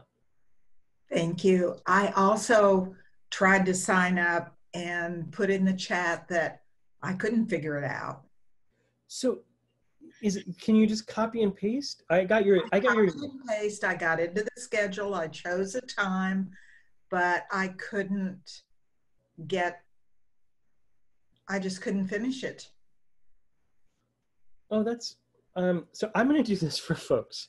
I'm just going to show you guys really quick. I'm going to share my screen for a second. Let me get one. It's funny, I've not had this. It's an interesting question. Okay, so this is my little screen here. So usually I wouldn't do this, but I'm going to do it because you guys are asking for it. So all you do is you go to that link, which is, oh, not in my, oh my goodness. You know what, this is a little too hard for me to deal with. Let me come back to chat. It's just because my screen is small and I can't get to the link when I'm here. Yeah, I'm not going to do this way. I'll send you a link. So, and if you still have a problem, let me know and we'll figure it out. Okay. Okay. Thanks, Lev. I sent you an email that I was having. Oh, that's perfect. Then I can respond to the email. Awesome. Okay, wonderful. Thank you, Lev. It was great having you here today. I appreciate it. Okay, let's see. We've got Laurie on here. Hello, gang. It's Larry. I have a very unique name. So this is a technical question on using Zoom. For example, at some point, the call totally dropped me. You know, I was out of the whole thing for about 10 minutes. So how are you doing this and managing? You know, you're teaching and trying to manage Zoom at the same time. I mean, how do you keep this balanced in that? I'll tell you what I usually do, and this is an exception to the rule today because I decided just to do this kind of on the spur of the moment. Yeah. So usually I have what I call a navigator along for the ride with me. So the person who's with me is not necessarily physically with me. They can be anywhere in the world, and they are hosting with me. So they're admitting people to the calls. I was able to do that because this is not a huge group. I'm used to a couple hundred on these calls, and when it gets that big, I have a hard time. I also usually have them help me get, like, you know, if people have questions, or they would be the person who's maybe helping if somebody's having a hard time getting a link to work. So that's why you see me a little confused on that part. I'm not used to doing that part. But yeah, so I usually have somebody along with me, and you can usually get somebody fairly reasonably priced, you know, maybe $20 an hour, who will come on with you. And yeah, or even a friend who can do it. You can pair up with like another healer who also does calls and say like, hey, if I do your Zoom call, will you do mine? Like, I've seen people do this in a lot of different ways, but it really does help have a navigator. I just have been doing these for so long that usually I can handle it. The dropping off thing is a different thing. I think what's happening is Zoom has become so ubiquitous since the coronavirus. Like they've given their tools to colleges and elementary kids. So I think the system is having a hard time like managing all the people that are on here. So I think occasionally we're getting some drops and some weirdness. But so is there a better platform than Zoom right now because of that? I mean, at all? There are different platforms, but there's nothing that I've had that's been as stable. People have tried Google, like Google's format, which I've never had luck with. Some people will use Skype, but I don't think you can do a group. So Zoom is still the best one for me. Yeah, it's just, and fortunately, like, I mean, we do a lot of Zoom calls, and the problems we have are really pretty minimal. It's, you know, somebody drops off for a few minutes, and I think they're working on this, but it's, I mean, it's just such a new thing. So historically, we've had no problems, and we did like a call with 160 people earlier this week. There, you know, no problems. Yeah, we had a few more today. I saw a few people get kicked off. Sometimes that has to do more with your internet provider than Zoom. Yeah. So yeah, so I still like them the best. So, okay, so just one quick, you're recording this. So this recording is going to go out, the link for this is going to go out. Are you storing it in the cloud? Is it stored on your website? Can you put it on your website if you want to use it as passive income? How do you do, what happens with this recording? So that's a great question. So there's a couple things you can do with it, and there's what I'm going to do with it. So what I'll do with it is put it on a private YouTube page that only people who have the link can get to this. So just because you would never store it on, like if you store it on the cloud, like as a file, like a Dropbox file or something like that, people download it, it's a mess. So I put it somewhere like, there's a couple options, Vimeo, YouTube, and Wistia are the three favorites. Occasionally, like I just did this thing that was free a few weeks ago, and I put that on Facebook. And people can watch that there, because what I wanted people to do is have more access to it. So it kind of depends on what you're doing with it. If you're charging people, you could put it, you know, on something that's a private access, like YouTube, where only people who have that link can get in, or Vimeo. I could very easily say like, hey, we did this great retreat. If you still would like a copy, you know, it's the same price. I wouldn't discount the price on it, because then it discounts for the people who are here. But yeah, you could use that. But this was not designed to be a passive income thing. There's plenty of places like examples of doing that. But this was really a response to a need that I kept getting asked by healers these same questions. And so I was saying, you know, I'm seeing these with clients, I'm seeing this with friends. I want to be able to answer some of this in a way that I don't have to keep answering it like 25 times. Does that make sense? Yes, it does. If you did something like, let's say it was a 6-call energy healing experience, which would be more like kind of where you would be going, you could put those up on either Facebook or Vimeo, and then you could send people, like, so for this call, what I'll do is as soon as I get it up, it'll go up as a follow-up email, and it'll just tell people, yay, thank you for being there. Those of you who could be there. Here's the link if you want to watch it again. So it just comes out that way. And you could do the same thing with like, here's my 6 links. Okay. That makes sense? Yeah, it makes sense. So when you send that link, are we going to a private Facebook or is it Vimeo? I'm curious. This is going to be on YouTube, because you can do YouTube so only people with a link can get to it.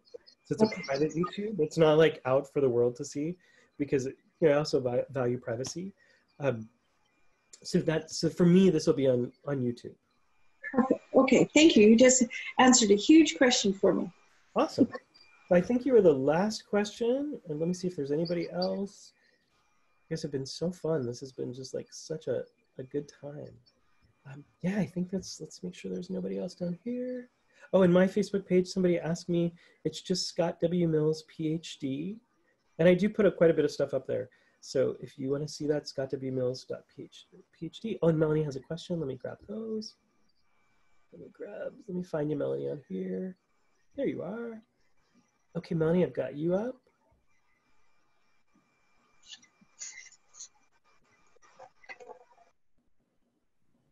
Melanie, did it? You're muted, Melanie. Yeah, I've unmuted you. Hold on, let me see. You're up there. We should be able to hear you.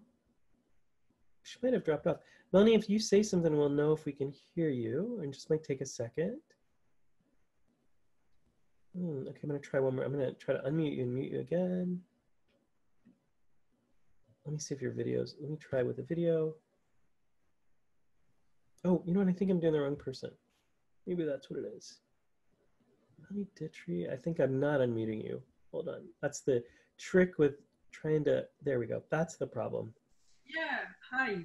I was looking at a different Melanie. That's why the hand raise is easier. I got you now. We figured it out. You're the one.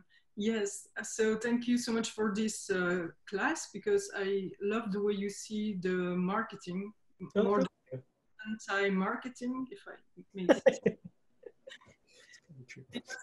I felt a disconnection with the regular stuff about how to create an online course, and it never resonated. I felt a disconnection, so I never really launched my online business so far, mostly because of that. So I have 2 questions. first, when we book a session with you, the business coaching session, do you also help us with some mindset stuff? So here's what I do with those calls. I have one question at the beginning, which is how can I most be in service? So I can't do everything. So usually I say to people, you know, you might come with 3 questions, and I may have to say, like, I can handle 1 of them, or I can handle 2. It depends on how big they are. So some people are going to have some technical questions, and then I might be able to just pop through them. That's what I do with my full clients. You know, they might come and say, okay, I got a question about YouTube. I've got a question about this. Those I can do pretty quickly. But yeah, in my business coaching practice, which is a small part of what I do, and in most of my business coaching clients have been kind of huge, like New York Times bestseller, personal development people, and then I have some other folks. But those folks I handle one side, which I don't use the phrase mindset ever. And it's interesting, and I'll tell you why. This is one of those places where I'm attached to my content, but it's useful for people to hear. Almost nothing that we're doing is actually in our head, it's actually in our bodies. So most of the obstacles people have are from patterns we picked up when we were very, very small, and we hold those patterns in our bodies and energetically. So when people do mindset work, it's helpful, but only if the release has happened here, so that the ideas can change. So that's the only reason I make that distinction. So what I'm doing with people is mostly de-patterning or retraining the brain so that there's more space for them to have what they want. So yeah, that's actually the Money EQ course that Ken Honda and I taught for Mind Valley is probably the best place to get that affordably, because it's like $250 for the class or something. Have you been in that course? I did the first round already. Yeah. Beautiful. Yeah. So for you, like, I can actually point you to things that will help you very quickly. So if people have been in that course, yeah, that's perfect. I can do a lot. My question was more about what if we believe that it's we are scared to do live on Facebook, and we don't like to be that visible, or that kind of blocks.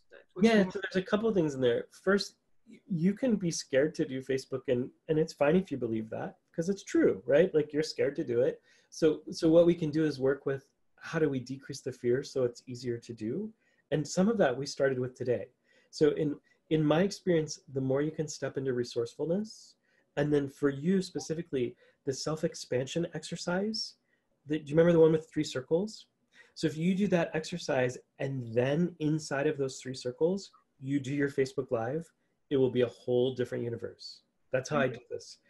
So that's a quick way to do that. For things like you're scared to be visible, those are usually safety issues that came from when you were very little. And that takes a little bit more like unpatterning, and we can talk about that. So when I do those calls, what I try to do is basically give as much value in 50 minutes as I can. If there's something specific that needs a little more work, and I'm able, I will often suggest doing a little more work with me, or I'll send you to somebody else, or I'll send you a resource. So yeah. It's great. So it can be that and some strategy, or yeah. Okay. I'll do as much as I can in 50 minutes for you. And then if we've got more, I'll suggest, like another or resources. Yeah, absolutely. And may I ask another small question about implementation? Sure. Because it's a 30-second invitation followed with the. It can be a minute. Like 30 seconds is just like a. Yeah. But so followed by a transformational content. Well, so they're separate. So if I'm going to do just an invitation, like a 30-second invitation is probably enough. Like if you were to send out an email, or you were to put on Facebook, like here's what's going on for me. Here's what I know is going on for people. Here's my invitation. Like that's kind of standalone. But let's say nobody knows who you are or has ever had any experience with you. That's the place where I'm going to do more transformational work. So just so people get to know you, because essentially, like when people are in fear, their trust is lower. So if it's the first time they've seen you, for example, like, oh, I just got this invitation, then they might be like, wow, I like Melanie, I'm interested, I'm leaning in. Some people will be ready to jump right away. Other people will need to see you a few more times. Now, if they're on your email list, they're probably going to be quicker to jump in, but maybe not the first time. Like I wouldn't only just send one email. I would usually have that spread out. Like, so I'd do one maybe this week and then have some transformational pieces for a few times and then do another one. Okay, so then the transformational content, sorry, will be sent by video also. I'm a huge fan of video because it's funny, like when I was talking to Katie Hendricks down in LA a few weeks ago, I said, this book is amazing, or this work is amazing she's doing. It's this fear work. She's like so interesting on it. So I said, are you gonna write a book on this? And she said, nobody's reading anymore. Like books are dead. Like, so she said, I'll do video, and people are still reading, but the numbers in the US is actually pretty dramatically going down. We're doing audiobooks in the US. That's going up. Video consumption going massively up. The reason I like video better than books for this kind of thing or writing is because if I guide somebody, like the 6 keys we did, right? You had an experience with me. And so you could feel in your body something change. Like you could literally feel yourself dropping in. I was watching people's faces. I could see like, like if they can have an experience like that with you, and then you say, I'd love to, make an invitation for you to come and talk. They already they're like, yes, there's the we have this expression, the proof is in the pudding. I don't know where it comes from, but it just means like, if you can experience it, if you feel it, then you can step into something else. Like you trust it. So that's to me, like, I want people to trust their own experience. And if they have an experience and they feel called, then absolutely come talk to me. But if they're kind of like, I don't know, it's actually not as good a call either, because they're not leaning in as you, like, to trusting you. And it's kind of a filter. You are selecting. Yeah, it helps them self-select. Like if they did 3 of my exercises and they're like, I feel nothing, this guy's a nut, then they're not going to call me. That's fine. Like, I don't want that call either. Like, like, what are you going to do for me? I'm like, I'm doing nothing for you. And I will tell you, if people show up like that, which happens at every like blue moon, somehow somebody sneaks through my system, I literally in the first 5 minutes will be like, you know what? I so appreciate you making the time. I'm going to refund your call fee because I don't feel like there's a match for us. I almost never do that. I've done it once in the last 150 calls I've done. And I did it because the person was pushing me on recording. And so for my calls, I don't record. It puts too much pressure on me. And so, I told this person called and she's like, I must have this recorded. And I was like, that puts too much pressure on me. It's not how I work. And I just said, I totally appreciate your need for recording, but it's not how I work. So I'm just going to refund. So I do that, but only if somebody hasn't, and it was actually more the energy of it. I probably would have found a way to say yes if she wasn't like, I was like, oh my God, I feel like exhausted. And I felt intimidated by her. It was weird. For as many people as I work with around the world, I don't have that experience very often. So I give myself full and complete permission that if somebody's not a match, even very early on or at any point, to just always be like, you know what, this isn't good for either of us. Like, I'll just gladly give your money back. And I don't keep their money because I know that's a little probably more than what you were asking, but.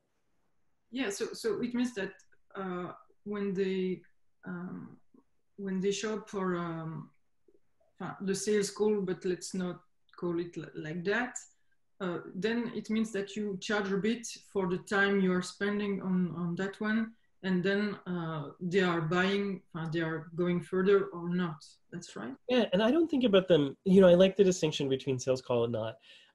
So my goal, even in a sales call, like, I know that the work I do, even in helping people see what's going on for them, is profound. So like for healers, if you can help people see who they are and what's going on for them, that's huge. So that's worth the time. So I don't think about it as a sales call. I actually think about it more like going to a doctor for to figure out what's going on with you, or to go to a car place and get a diagnostic. There's a huge value in having somebody who's an expert see what's going on. So I'm listening to see if we're a match. And if we are a match, then I'm inviting people to go further. But usually, even if I'm not a match, like, I'm always giving people other things. So like, I've referred, I'll give you an example. I don't work with complex PTSD. It's what I call it beyond my pay grade. It's a very specific kind of trauma work. And when people have that work, it's not that I don't like the client. It's not that I don't think they're amazing. but I'm going to send them to a specialist who's one of the top people in the country that I work with.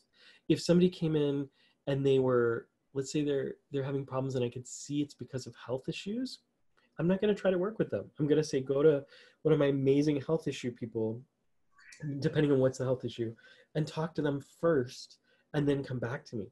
There's still humongous value in that. So it's really helping them see what's possible and then sending them, in those cases, to where they need to be. And sometimes I get people, and you'll get this too, like all of us will get this, where like maybe a $47 call is a stretch for them. So I make sure that no matter what the price point, I'm giving everything I have to that person. But not like everything, like here's all the strategies, because they won't be able to do them. Like it'll be too much.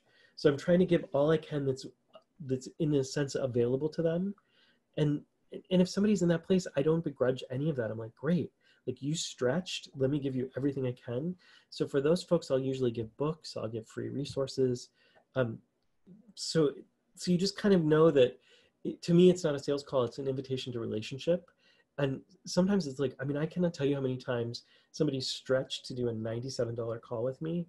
And I feel more grateful for that than when somebody's like, it's a throwaway, it's easy.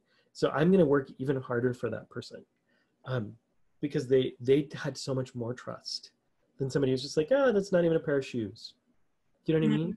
I don't begrudge the people in that space, but I honor so much. So I don't ever think about any of these calls as sales calls. They're just really, they're about always giving value and helping the person. And it's kind of amazing because even if you just give them one or two insights they can actually work with, and you help provide hope, and then you say, here's a couple of things you can do to move forward, that's enormous for people who've never had the expertise of someone like you. Thank you so much for this. Absolutely. Yeah. Yay. Well, I think that is the end of our questions. This has been so amazing, everyone. I've had so much fun. So I'm going to wish you all goodbye, and I'll see some of you soon, and others on Facebook and in classes. And yay, this has been such a gift for me. Thank you all for being here. Bye, everyone.